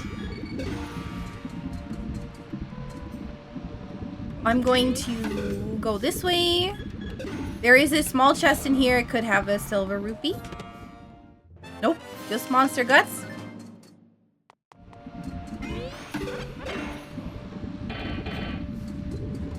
But this is a big chest, which is another bottle. All right. Ow. Now that we used a small key, I'm gonna come over here and get another one.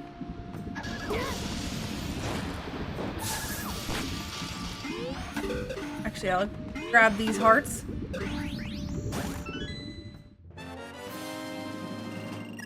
So we gotta merge with the wall to avoid the BMOS. Aw, we missed that by just a second.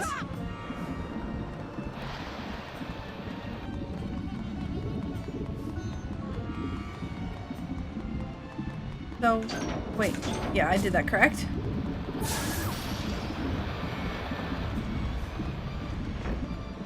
So in here is another small key room, but instead of there being a small key in here, there is a switch that we're going to need to hit to... in order to raise a bridge across the lava.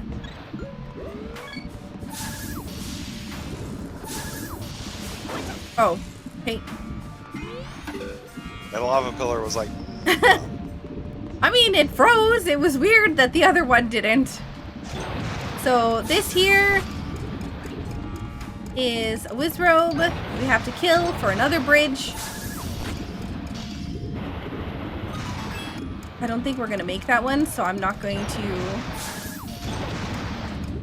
Ooh, this is bad. This is bad. This is bad. Ooh. That was close. That was super... We've had a lot of close calls today with things.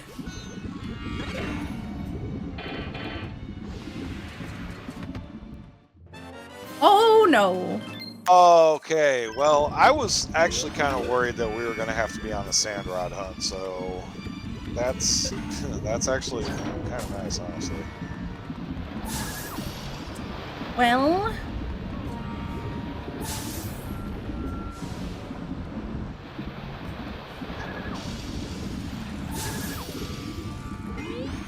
There is still one more chest over here that we skipped before.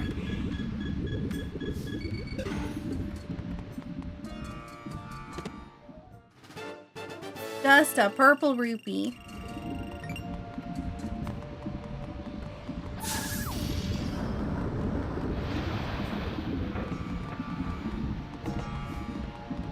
And then last small key is going to be used here. Is it 4 small keys? Or is it 5? Pretty sure I honestly have never counted. thought it was 5, but now I'm wondering if it's actually 4 and I miscounted.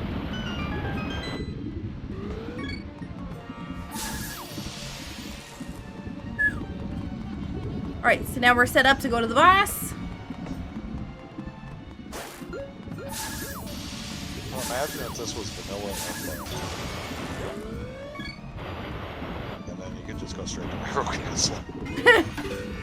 Oh, that would actually be great. If this was Impa, yes. I would like that. Game, please, make it happen. So stepping on that button will activate these two. One of them will be able to be hit with the sword. We could use the ice rod, but you have to hit them twice. Sword is much better to get rid of them. And we have ourselves Grynex. the boss of Turtle Rock.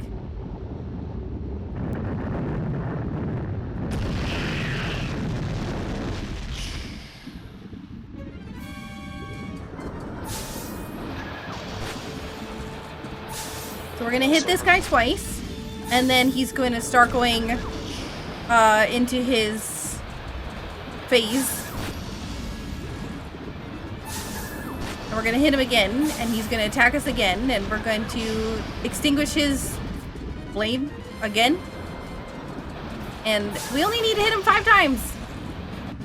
And then he goes to phase 2. Able to pull off that whole flame extinguishing.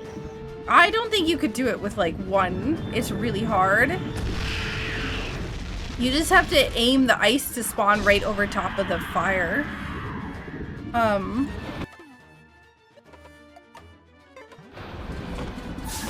Oh gosh, wrong button. I don't know if I can hit him with lamp.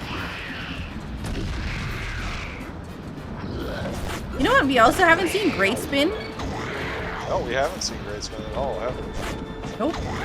We've been really hecked on damage items. Also, that heart is like right on the... Oh. Right on the top layer.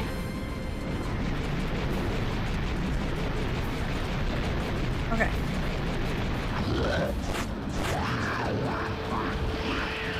Grindix, please. Once he starts flashing... Oh my gosh. Grindix, please. No spin to wins. We are getting bad RNG. This is the one attack that we can't do anything while he's attacking. 2, 1, 2. Oh my god. Because the rest of these are pretty quick. Alright, please be Vanilla Impa. Don't make me go to Desert Palace. Or Ice Ruins. I will not go to Ice Ruins if I can avoid it. I hear that. It is not one of my favorite dungeons. Oh no, it's Irene! Rip. A gold rupee. Though Irene does unlock one check for us, it sadly does not unlock Lorule Castle. Nope.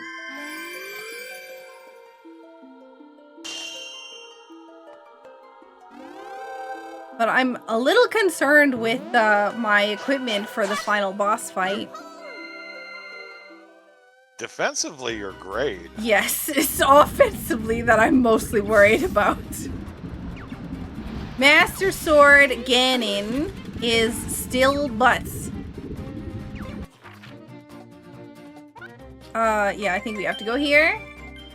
We have to go into Hyrule.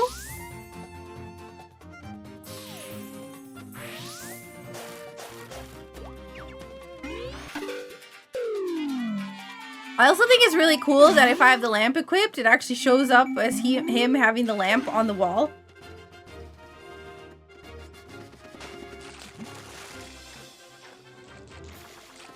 Off we go towards Desert Palace. At least we have boots. Yes, at least we have boots now. So hopefully we have a sword in here. Cross our fingers. Well, I mean, as far as items are concerned, you have everything you need to get through Lorule Castle. Yeah. I'm not too worried about Lorule Castle. More so just... This boss can be kind of not nice either. I think this is the final boss of all of the portrait dungeons, if I'm not mistaken. So it is the one with the most HP, and also it can be not nice. So we're gonna naturally showcase our favorite enemy of the game. Which is Jazz Hands, but with abs and a Speedo. So if you ever wanted to know what Jazz Hands looks like underneath the sand, well, there you go. You know, I haven't seen any Lorule Castle hints either. I was just thinking about that. We have not seen a single Lorule Castle hint.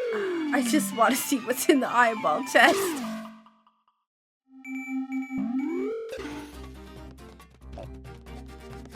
Oh, rude.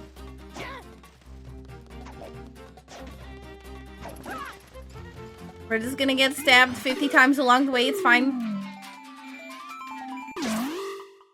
Nothing wrong here. My room has a purple rupee in Tower of Hera. Yay!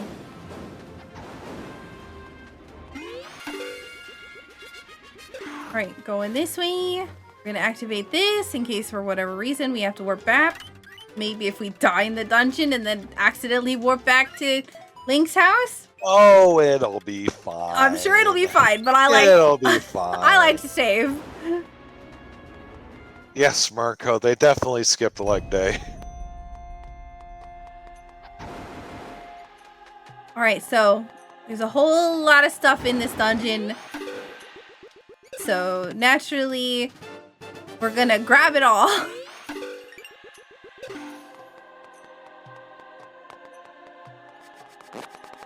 Really, what's the only thing we're really looking for? We're looking for just a sword upgrade, right? Sword upgrade would be fabulous. Hylian shield would be amazing. Hylian shield, yeah, I forgot about that. Honestly, if I could get Hylian shield, I don't care about the swords.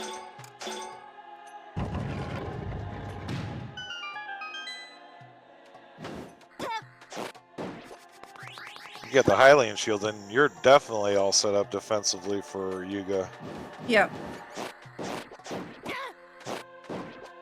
Alright, so this room, a lot of this dungeon is based off of, you know, manipulating the sand with the sand rod and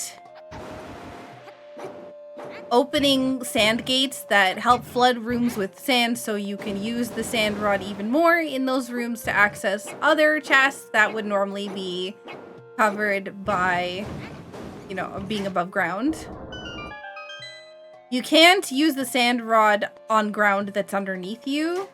You can only do it on ground that's in front of you. So you can't lift yourself up, unfortunately. Mini boss time.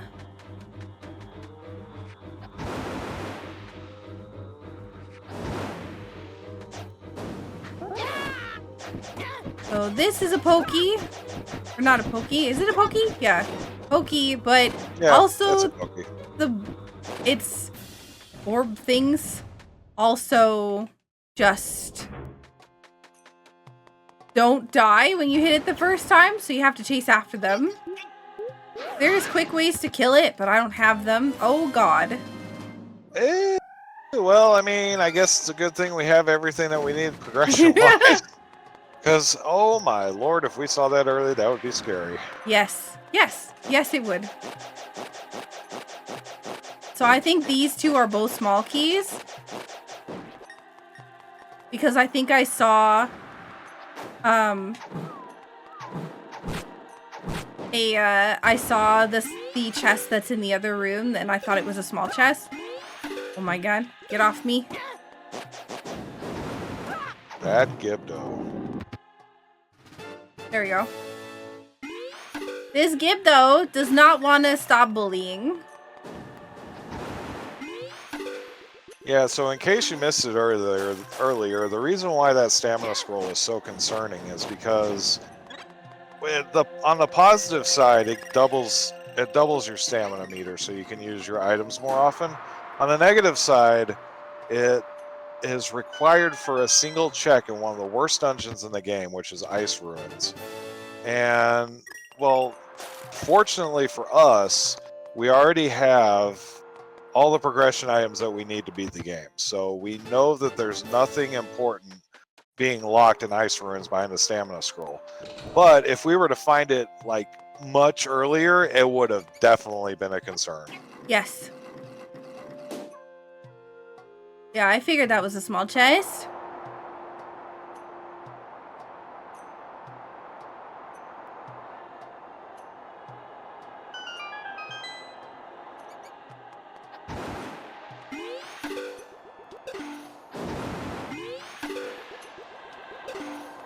Doo-doo-doo-doo.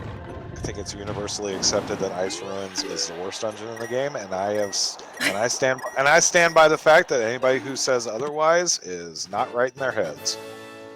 Ice Ruins is a rough dungeon. Just because it has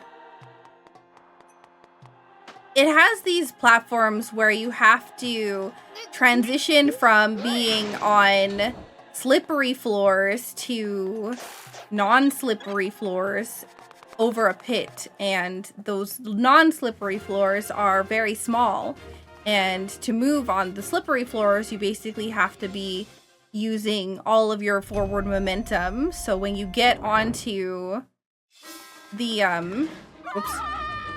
when you get onto the there we go, sorry. When you get onto those non-slippery floors from the slippery floors and you're holding forward, you'll just run right off the ledges. So we bought a shield at the very, very, very, very beginning of the game when I went to go get the scoot fruit.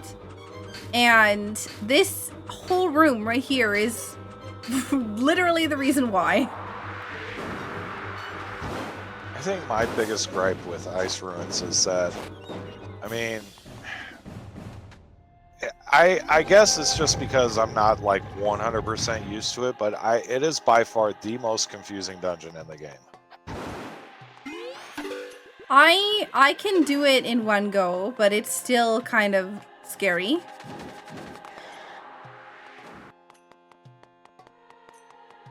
I have a very particular path that I go down. So there's a lot of big chests in here. Excuse me? Oh, wait. Yes, sure, excuse me. Right off the pit. Right off into the pit.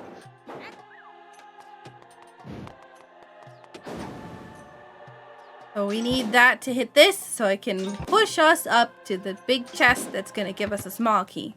Big key. Whatever. A key of some variety.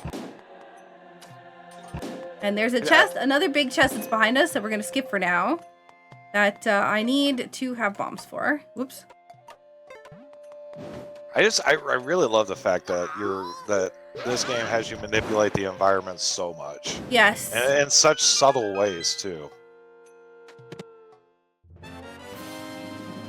Another silver rupee. Oh my gosh. I keep forgetting about these pits. Hashtag more soccer drop emotes in chat.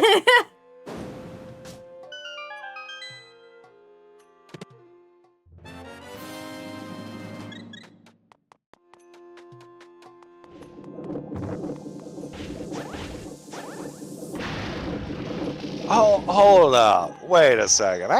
Since when could you blow that up with bombs? Or can you only do it with nice bombs? No, you could do it with regular bombs. I'm so dumb.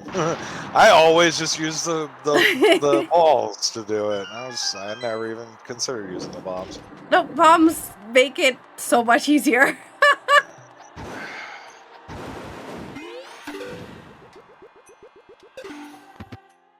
There we go. There's the small key that I was looking for. Yeah, so got quite a few small keys now. Yeah, but still not enough for this dungeon.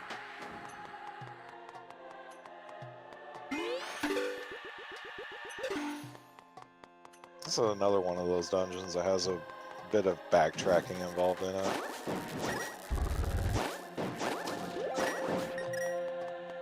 There's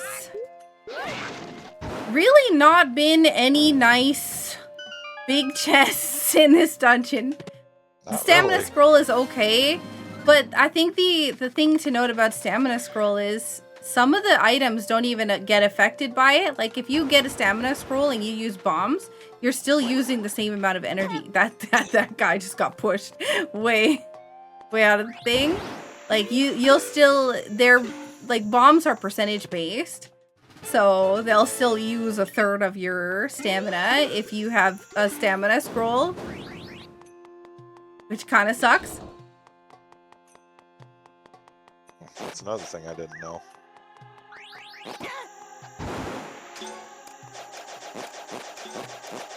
These Oh, enemies are all being rude. Yeah, but thankfully we have red mail, so it's not too bad. My bigger concern is just trying to see if I can find a weapon. Like, even just having tempered sword would be great. Yes. Like, come on, game. We don't ask for much. It's not like we're asking you to give us gold sword. Just give us tempered sword. Give me a big chest, please.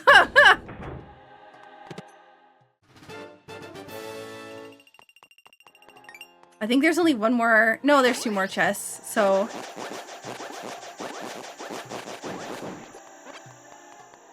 Oh yeah, one thing I forgot to point out about this game is one of my favorite aspects about this game is hilarious that the enemies all have friendly fire. Like Yes. they will all if they shoot in each other's direction, they will hit each other. Yep. All right, let's see. There's still one more chest in here.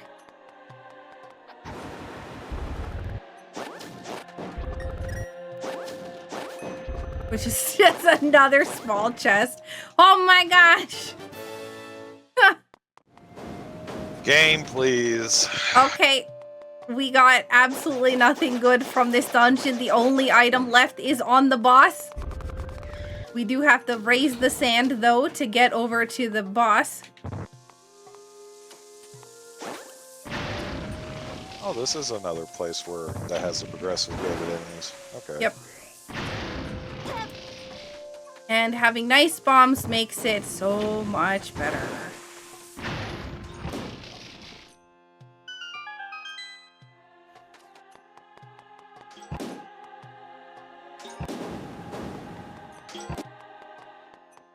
We'll pull this.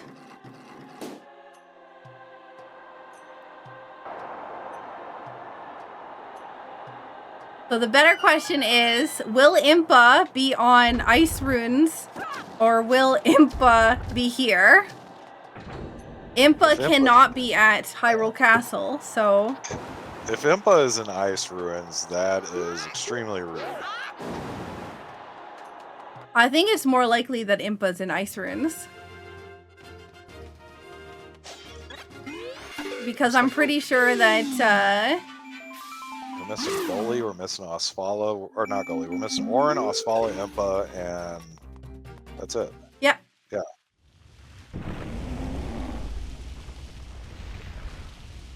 And we know both of Osfala's checks are garbage. Yep.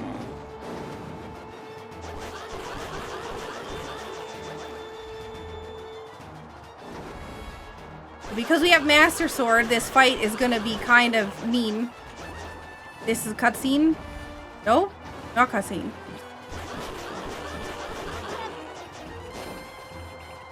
There we go, cutscene. Too many eyeballs.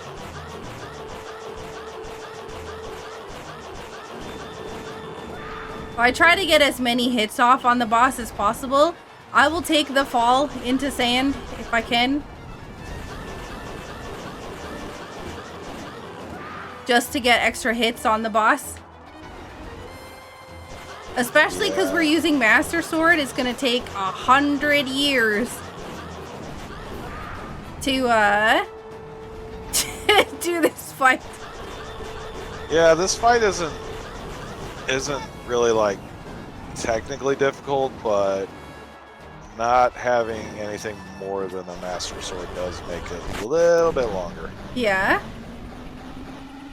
So the fight wasn't terrible, but it was very long. That means Desert Palace is done, and Sure we it have does. Is it really? Impa! Impa! Okay, cool. Cool.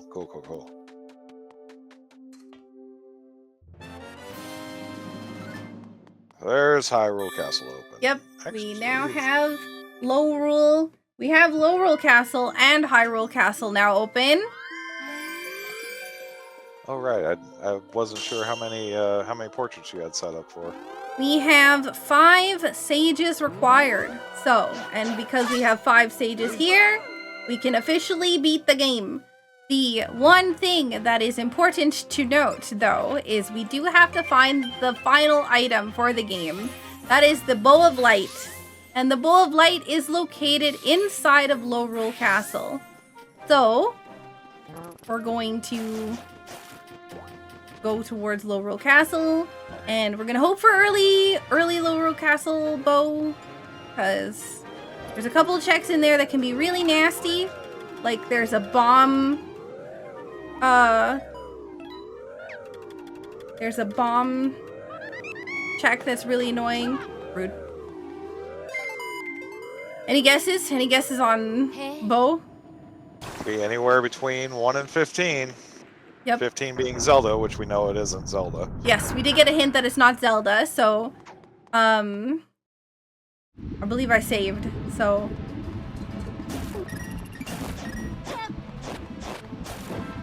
get rid of this one. We do get more rupees. Oh, I haven't gone to Pyramid Fairy though.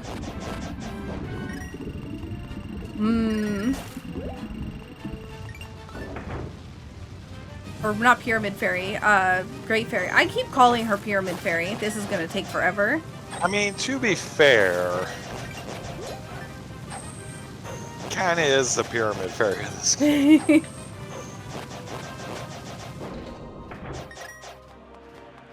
Gonna try to see if I can get some health.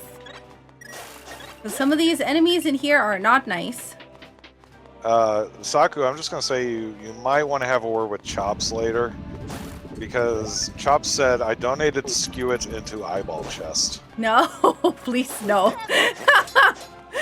I'm very concerned because I haven't seen, Oh, actually I skipped a chest. I know. The more chests that we get items, yeah, the more chests that we get items from, the more worried I get.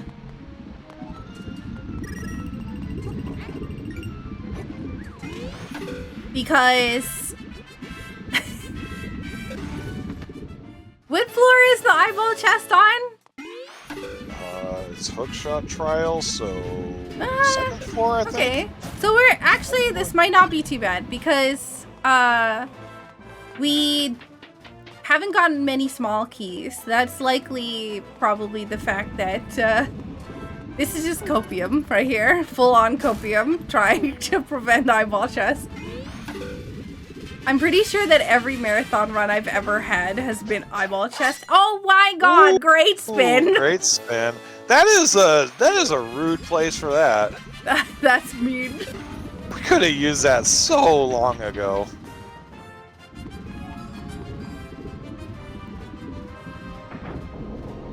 So we have trials skipped. So all we need is to find the bow.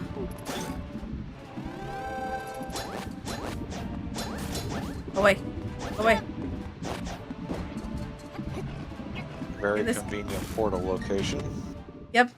Darn, I was hoping that would be Silver Rupee. Do it for the kids.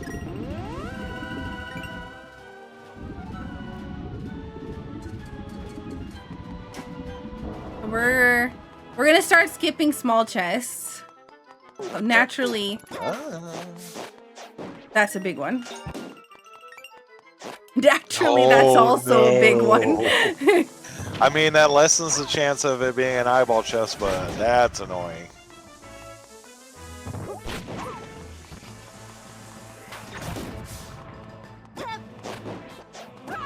These guys are mean.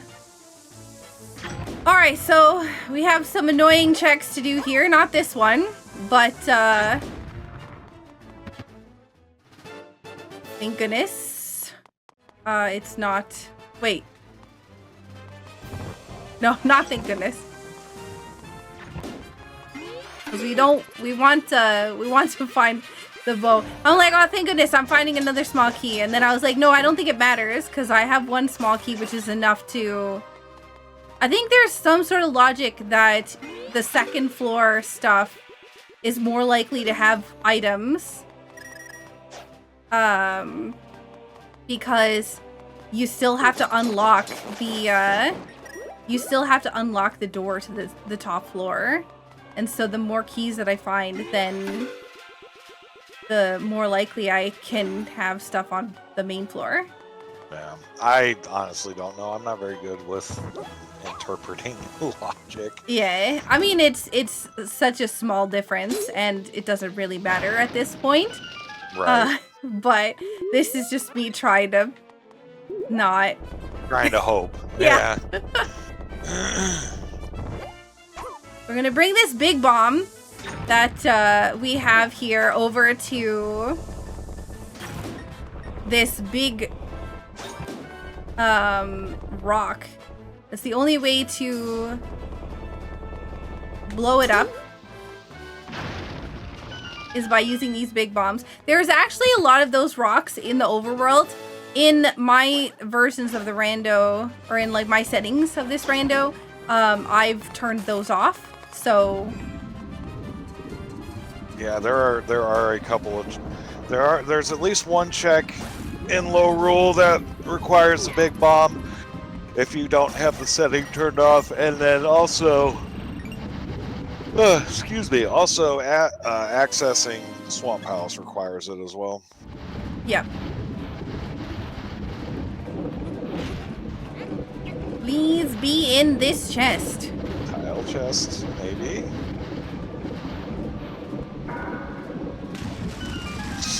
So each of these trials are just about using the items that you've obtained throughout your journey in order to get through this dungeon.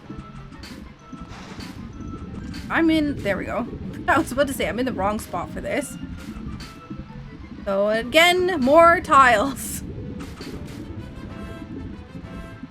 There's also 2 more keys in this dungeon. But no coffee break because we can't go invincible during these tiles. Nope. We just have to hold our shield out.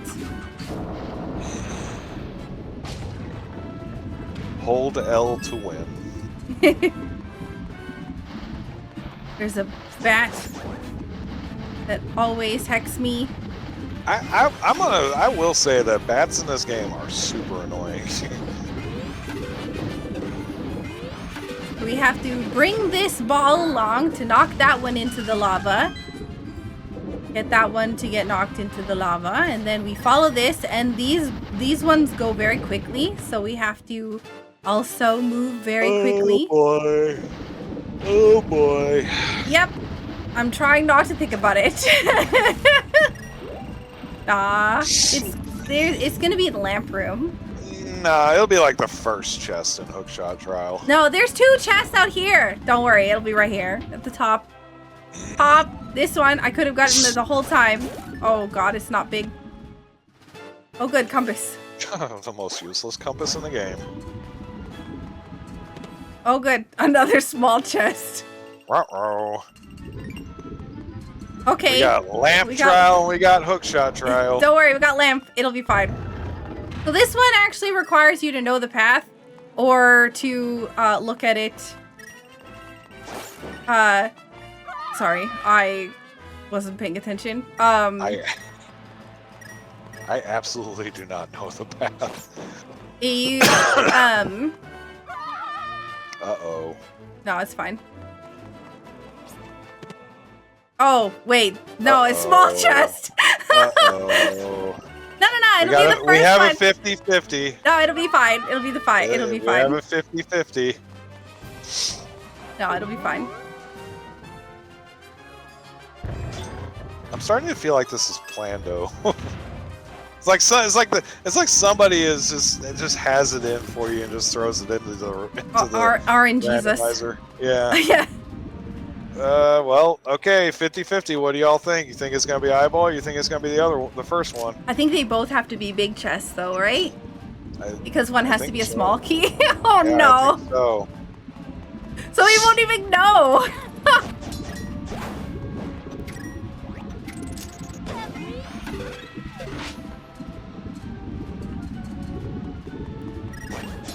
Please, please, please, please, please. Wow. I'm so mad. Every time. I'm so mad. What happened? time. I am literally Well, cursed. Literally cursed. Chat got what they wanted. What? Chat? Did they say 15? No, they're all like hey, yeah, eyeball chest, and Chops is like, I donated to skew it into the eyeball chest, and then he's like, eyeball chest dream is alive. Oh my gosh. Bullied. Oh no. I can't believe it. This as much as you hate it, this has become the Saku thing. Even Rick said that it's surprising how many times that it happens. I just want to chime in and say this is karma for being mean to me. There you go. Oh my Hey! god! Oh my god! First try, second time. Look, it's That listen, glitch is so precise too. It is super precise, and we can be grabbed by the hand and brought back. I practice, and I don't think I had Bow of Light in any of my practices. That's exactly what this was the fact that you got it all out of the system, and then it just like, yeah, we're gonna go into eyeball chest again. I can't believe this. I just like, it's crazy. For me, I need the bug net. I want to put berries in a bottle so I don't die. Need fairy. Need fairy. Got Oh a my god! fairy. Get in the bottle, please. I don't think I have any more bottles. No, I think you only have 3. Yeah. Alright. Nom nom. Okay, here we go. No high. Man, I was really hoping I get the Hylian shield or something, but like, it must be in, it literally must be in, whatever that thing is. There are quite a few places it could still be, though. Master Sword Cannon. Gross. Hey, at least it's not like Master Sword Silverless. Yeah, that's true. So here's the final boss fight. We got ourselves the last chest of the game, or the last chest of Lorule Castle was Bow of Light, and there's a couple different phases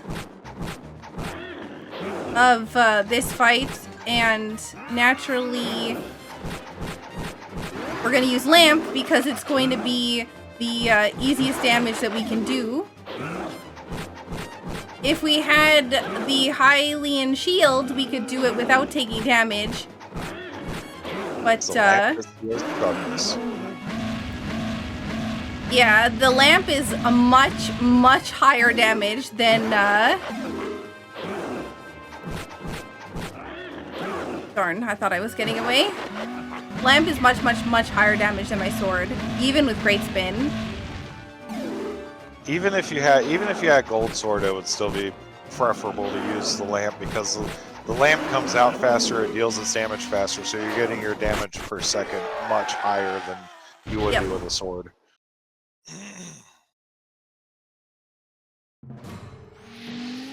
Oh boy. Tennis time. Alright, this is Saku focus time. I did not focus. Focus harder. That was the slowest orb known to mankind. So is that one. There we go. The one thing about this tennis is that the first 2 phases of the tennis, you kind of have to time all your hits because they come the energy balls will come out at variable speeds. Even when you strike it back to you again, and he strikes it back to you, they can change speeds going back and forth so much. You cannot mash during the first 2 phases because of that. And even if you wind up hitting it, if your timing is off, it'll just like kind of like do a little bounce, then like swing around behind you. Yeah. So yeah. Now the 3rd phase you can mash, but not the first 2. So it's basically we have to hit the orb into Ganon, and then And then when we do that, so 6 hits for the first one. This is 7. So 1, 2, 3, 4, 5, 6, 7. Wow, I didn't know there was actually a count to it. And then now he's gonna go into the wall. The first time we had to shoot him in the front, and he would try to hold the arrow in place. We'd have to go behind him and shoot him in the butt where his Triforce piece is. And now when we shot at him, he would charge at us. And once he charged at us, then we'd be able to go back and shoot the bow of light back at him again in the same spot. And now the final phase, we're just able to spam our sword, and we're going to shoot at him from the opposite side of the arena. And then, of course, naturally, we're gonna hit him with the lamp that seals the darkness. And it's not GG, it's not time. Time is not done yet. Time is not done until I touch the Triforce.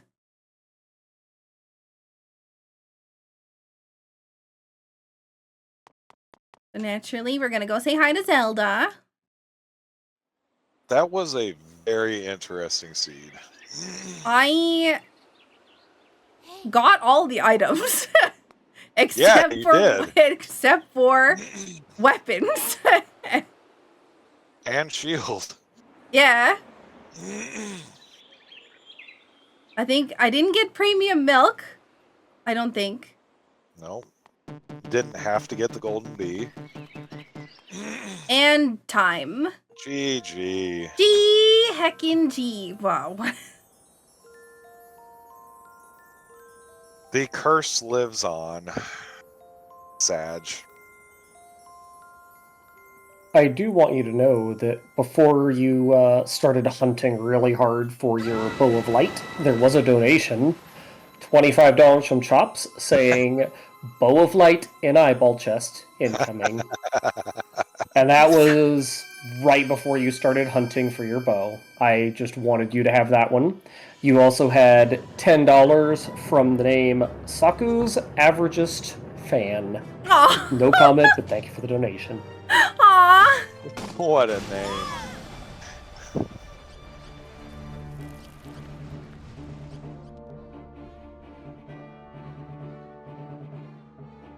And Oh, man. unless my math was incorrect, there were 24 silver rupees and 4 gold rupees.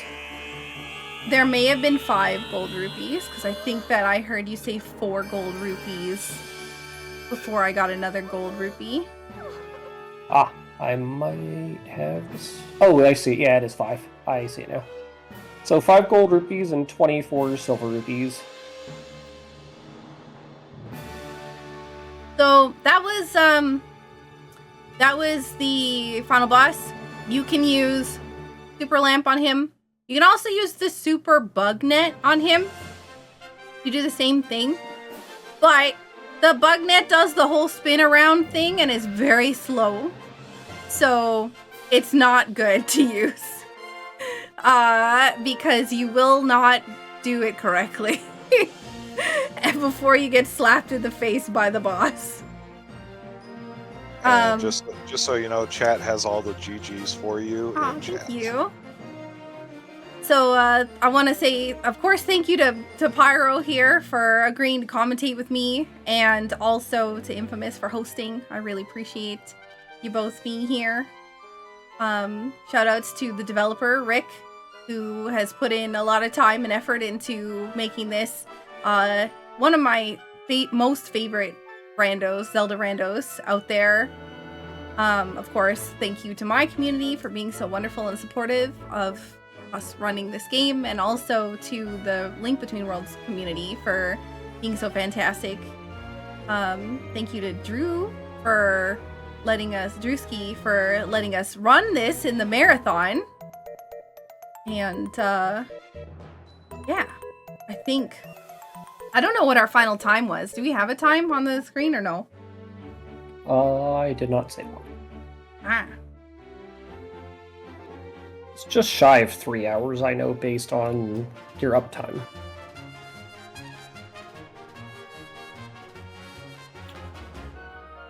Pyro, would you like to throw any shoutouts of your own out there? I just want to say thank you, Saku, for having me. I feel very fortunate to be commentating for you.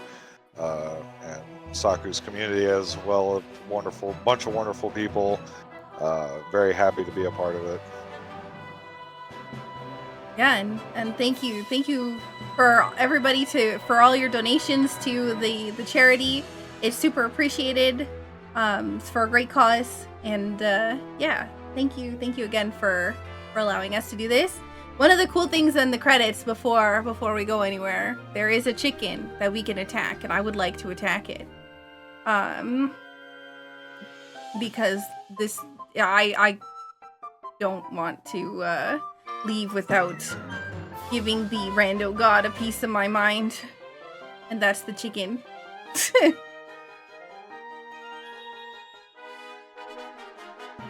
Which is right here. Right, chicken. Away. That is the rando god. That is responsible for putting that bow of light in the eyeball chest once again. It had to be karma for the all the Hinox items, to be fair. I feel like the amount of Hinox items we got versus that, yeah. I have never ever seen 3 dungeons open up from the Hinox. Same. But yeah, I think we're pretty good. Before we finish up then, is there any place we can find both of you for streams or content? Pyro? You first? I am currently on a hiatus from streaming, but I plan on getting back into streaming eventually. My stream is twitch.tv/sin_pyro, SIN_PYRO. I do randomizer content mostly, so that's where you can find me. You can find me on twitch.tv/Sakura Tsubasa. That's very long to spell, SAKURATSUBASA. And I do a lot of randomizer content and other miscellaneous vocal things. But yeah, good times. Thank you again, Infamous. My pleasure. I very much enjoyed the run. It had me hooked. It was blowing me away like a tornado. I was very fired up for how it went. Yes, I had to write all that down because I know your love of puns. I do like puns. So. That is true. Hey guys, thank you so much for watching my video. I hope you liked it. If you aren't already subscribed, please subscribe to my channel and don't forget to hit the bell to get notified when I put out a new video. A huge thank you to my patrons on Patreon. You help me to be able to continue making videos. And if you want to become a member of the Patreon family, the link is in the description below. Thank you so much for watching. Bye!